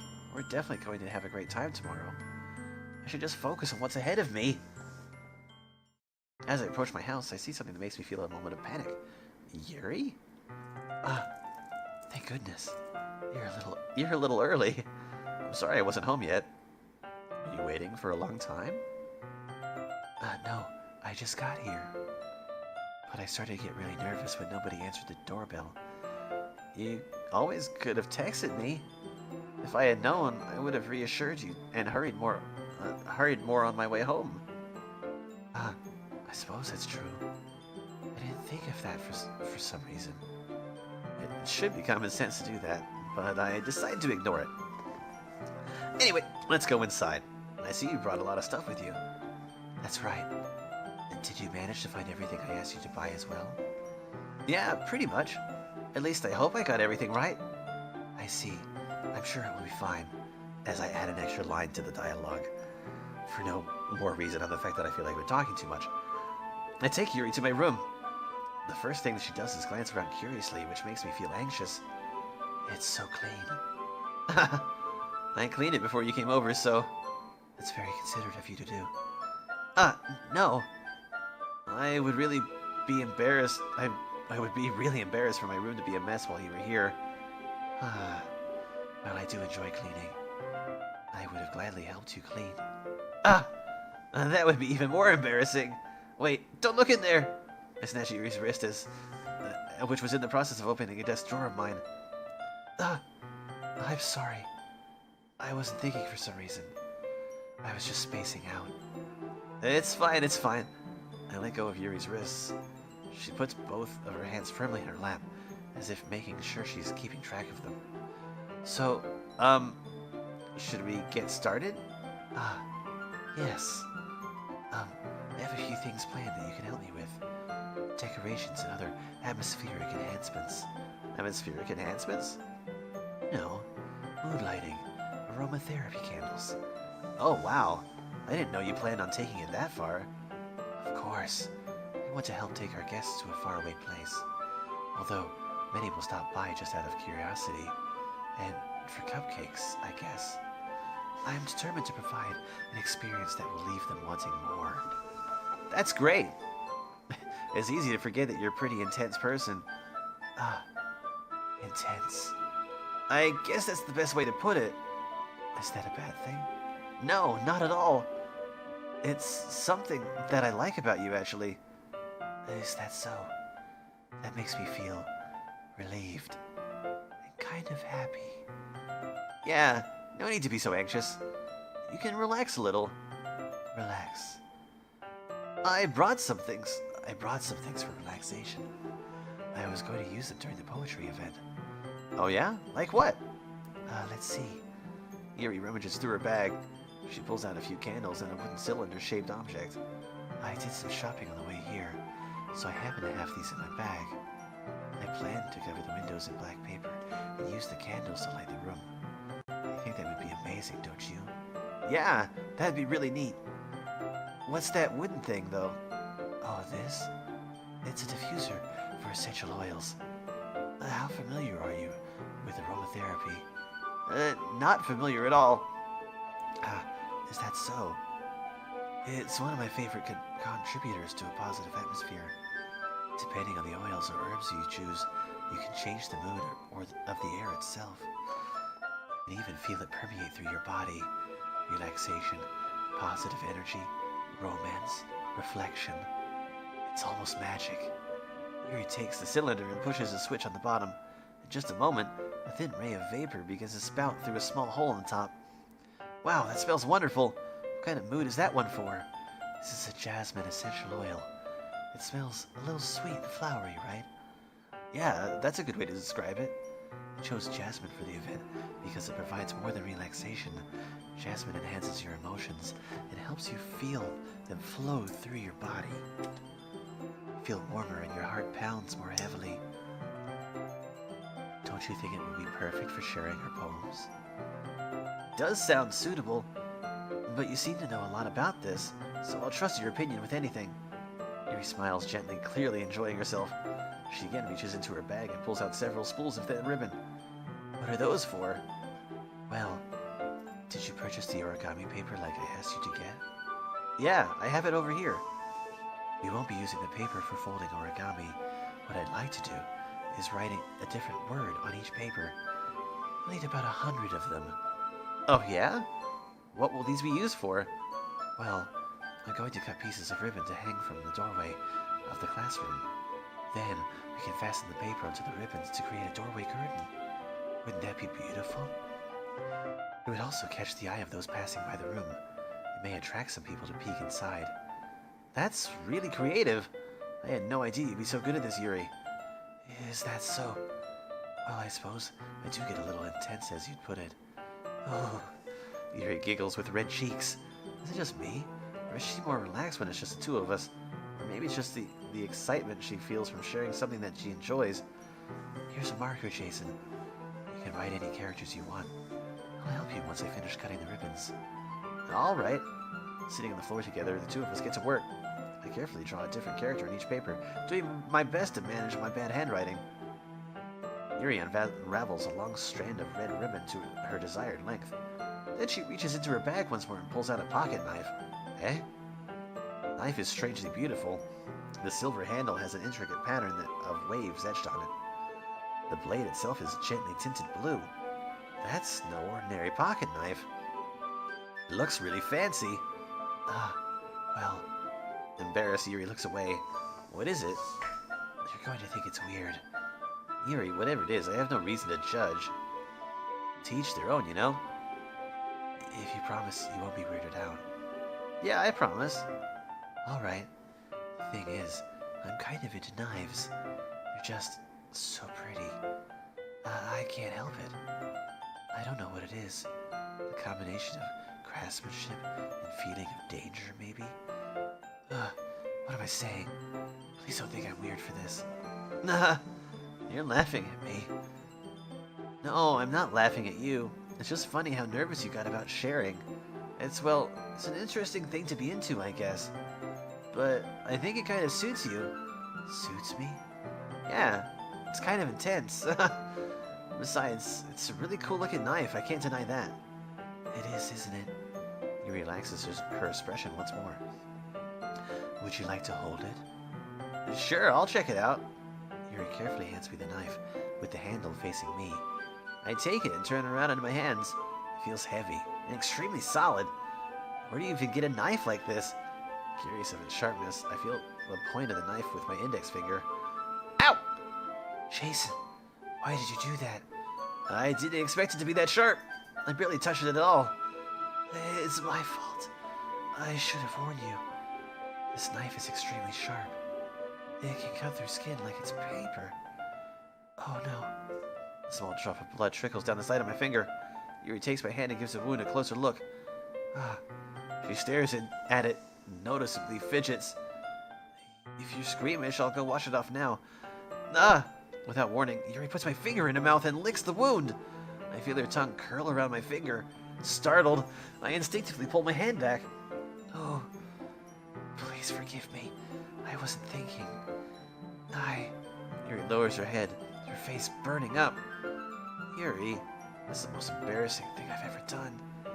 How could I do something like that? I'm sorry. Sure, it was a little weird and it took me by surprise, but I guess she was just trying to help, right? Yuri, I think you're overreacting a little. She doesn't lift her head. What if she doesn't recover from this for the rest of the afternoon? Alright, you know what? This might be a stupid thing to do, but I do it anyway. I take Yuri's hand and lick her index finger in return. Jason! Did you really just do that? Now we're even. Yuri just looks at me like I did something wrong. I knew that would be a bad idea. If not for the sweet aroma of jasmine oil, the air would be extremely heavy right now. You're so weird, Jason. Yuri giggles shyly. You're calling me weird? I have no response to that. Where do you keep your bandages? I don't think I need one, actually. It is a tiny cut. Look, it already stopped bleeding.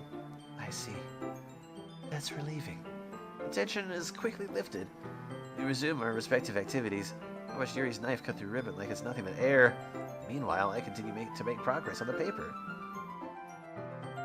After we finish attaching the paper to the ribbons, we lay them all out side by side. It looks better than I expected, and it will be very effective as a door curtain. It looks great! Good thinking coming up with this, Yuri. Thanks. It's just something I saw online, really. Are you ready to move on to our next task? Yeah, let's do it. What do you have in mind? I'd like to create a banner. That's why I asked you to buy the paint tablets. That's right. One of the items Yuri had asked me to buy was a kit of watercolor paint tablets. You'll need about 6 cups of water to put each of the tablets in. Do you mind fetching those for us? Of course not.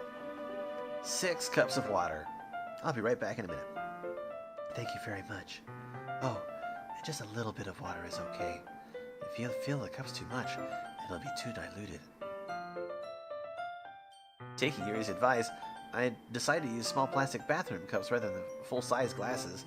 I put them on a plate to catch any paint that drips, then bring it back into my room. Yuri? Yes? I come in to see Yuri quickly unrolling her sleeve, pulling it back over her arm. Nothing. Your face is a little red. Is it too hot in here or anything? No, not at all. There's nothing wrong, so let's mix the paint. Yuri hurriedly dismisses me and takes it upon herself to unwrap the tablets, dropping them into the cups.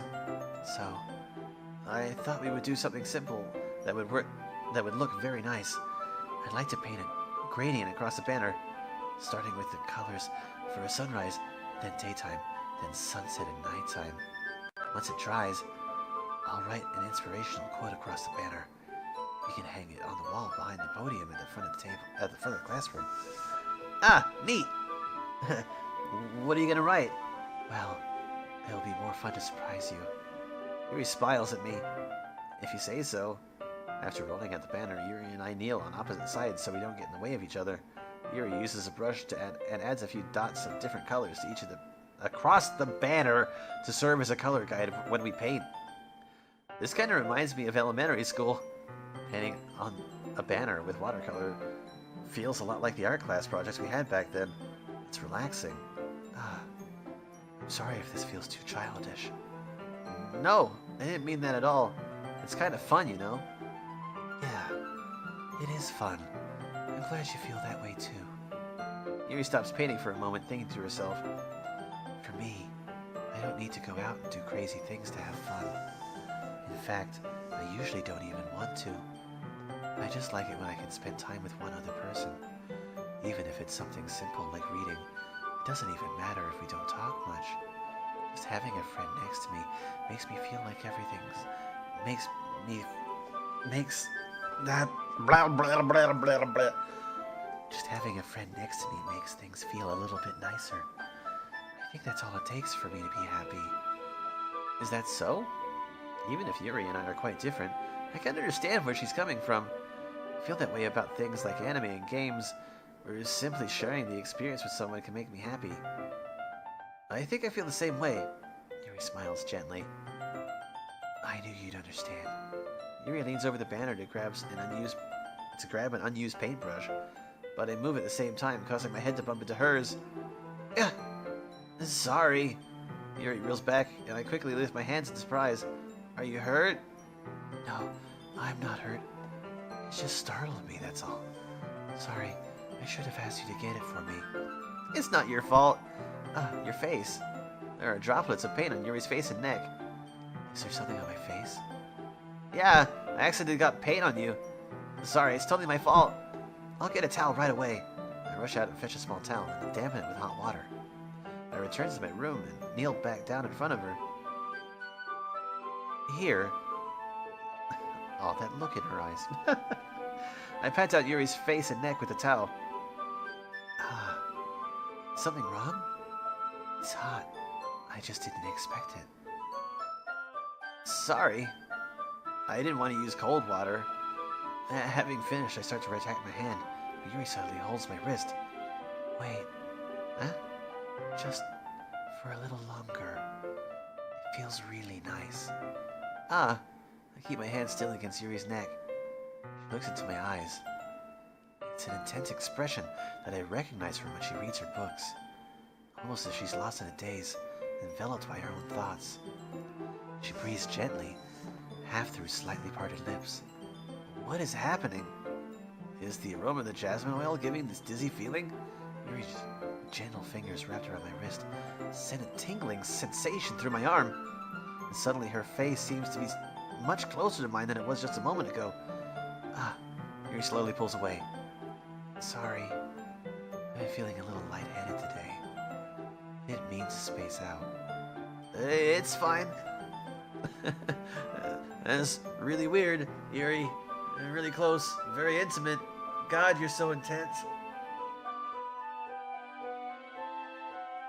Too bad I'm not pursuing you or anything, you know, that'd make this seem more like it made sense. The moment is over as soon as it began. Yuri picks up her brush again, but her movements seem clumsier, like she's unable to focus. I remained silent, forced to ignore the event that just transpired. I hesitantly retrieved my own brush and continued following Yuri's example. Clumsily, like I'm distracted. That should do it! I finished filling the night sky with white dots that looked like stars. Looking at the banner as a whole, it's very pretty and natural looking. I think it came out better than I expected. I'm really happy with the results. Yeah, me too. Are you gonna add the lettering now? Not yet. Needs to try first. That's true. Won't it take a while? Well, perhaps it would be best to leave it here, then have you bring it in the morning. I can do the lettering in the classroom before our event starts. Is that okay? That's totally fine. Wonderful. In that case, I don't think there's anything more for us to do here. Yeah. You say that like you're glad it's over. Was I wrong to assume that you were at least enjoying yourself a little bit? No, it's not that. I'm just glad that we managed to get everything done. I see. I am too. I was a little concerned about time. I need to start making dinner soon. So you don't have any time left. I was secretly hoping we would have extra time after finishing the work. Well, Yuri thinks to herself. I think it would be too irresponsible of me to wait much longer. I'm sorry. I was hoping there would be more time as well. It's probably my fault. Sorry for being such a slow worker. No, it's not your fault at all. And the important thing is that we got everything done, right? Yeah! So, I shouldn't be disappointed or anything. Gathering all her things, Yuri seems to look a little downcast. I understand why. It sounds like she really gets the opportunity to spend time with friends in a relaxed environment. But that doesn't mean that this is the last time it can happen. Once Yuri packs up, I walk her out the front door. Thank you very much for having me today. No problem. I'm glad I was able to help. Just let me know if there's anything else you need me to bring tomorrow. I will. Well, then. Yuri fidgets. I guess I'll see you tomorrow. Wait! I kind of say that without thinking. About today. It's fine that we didn't have as much time as we wanted, because we can do this again. Whenever you want, you can come over, or we can go out somewhere. I forgot you don't like going out much. As I stumble over my words, Yuri simply smiles bashfully. Anyway, you know what I'm trying to say, so... You're very thoughtful, Jason. Yuri takes a step closer to me, then briefly squeezes my hand. I kind of like that about you. Well, how am I supposed to respond to that? I don't even get a chance to as Yuri suddenly pulls back. Sayori. Hi, Jason. Sayori. Just now we weren't... It's okay, Jason. I just stopped by to say hi. Well, it's nice to see you. I'm sorry, but I'm already on my way to leave. Oh, really? That's too bad. I'm sorry. But we'll all be together at the festival tomorrow, so that's fine, right? Of course! Sayori beams. Yeah, so I'll see you tomorrow. Clearly embarrassed, Yuri hurries off. Sayori waves goodbye after her. Sayori, I thought you didn't want to come over today. Well, I tried staying in my room, but my imagination was being really mean to me, so I had to come here and see it for myself. See what? What are you talking about? You know, how much fun you were having with Yuri, and how close you got to her. It makes me really happy that you made such good friends. That's all that matters to me. Tears start to fall down Sayori's face. That's all that matters to me. Why am I feeling this way, Jason? I'm supposed to be happy for you. Why does it feel like my heart is splitting in half? It hurts so much. Everything hurts so much. This would be so much better if I could just disappear. Sayori, don't say that. It's true, Jason. If I wasn't here, you wouldn't have to waste your sympathy on me. You wouldn't have to put up with me being selfish. Monica was right. I should just... Monica? Monica was right about what? Sayori. What I said before is true. I'm not going to let this continue. Caring about you like this isn't the burden your mind is making it out to be. It's something that makes me happy. It's something that I wouldn't trade for anything else. So even if this takes an entire lifetime, I'm gonna be by your side until you don't feel any more pain. But... Sayori looks away. I put a hand on her shoulder to reassure her. I'm scared, Jason. I'm really scared. What are you scared of, Sayori? I'm scared that I might like you more than you like me. Sayori. It's true, isn't it? I was weak and I started to like you too much. I did this to myself. Jason, I like you so much that I want to die. That's how I feel. And that's enough, Sayori. I don't want you to hurt anymore. I slide my hand down Sayori's arm and squeeze her hand in my own.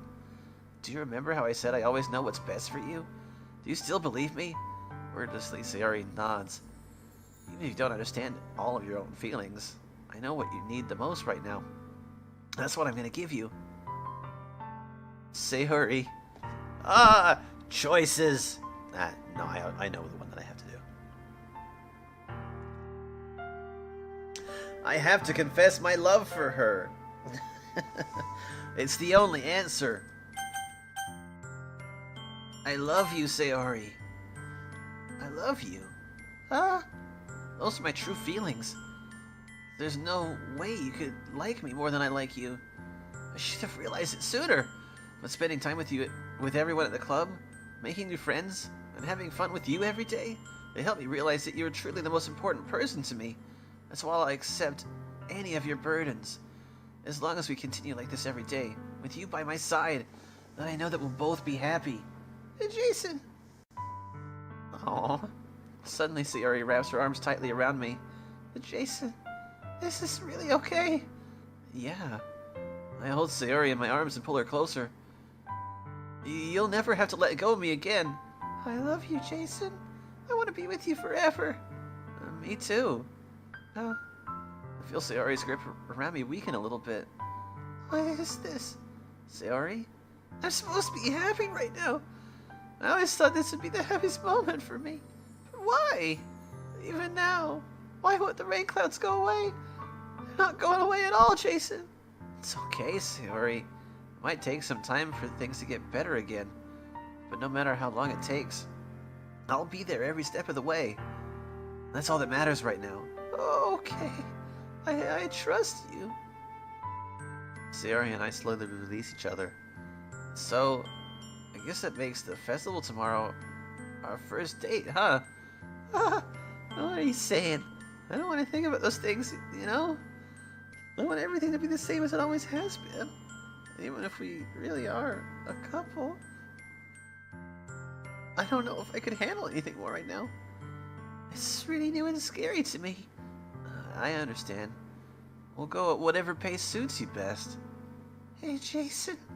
Sayori can't glazes over.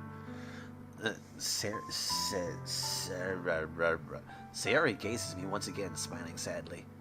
Even if I get really sad, it's the best thing for me, right? Huh? I don't really understand what Sayori means by that. Are you saying that this is making you feel sad, Sayori? I don't know. I don't understand what I'm feeling. I felt like a bunch of thorns when you told me that you love me.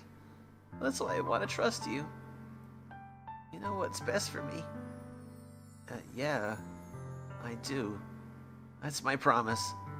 I say that, but in reality, I've never felt more uncertain when it comes to Sayori. I know that I love her, and she loves me. But I'm having as much trouble understanding Sayori's feelings as she is. Even though I can comfort her, I keep wondering if I should be doing something more, or something different. These thoughts will continue to plague me until things are back at the way they were. Is that what Sayori meant by not wanting anything to change? I don't know. But I know that I'll give it everything I've got. Sayori is the most important person to me, and I'll do whatever it takes to have a happy future with her. Oh gosh. Save real quick.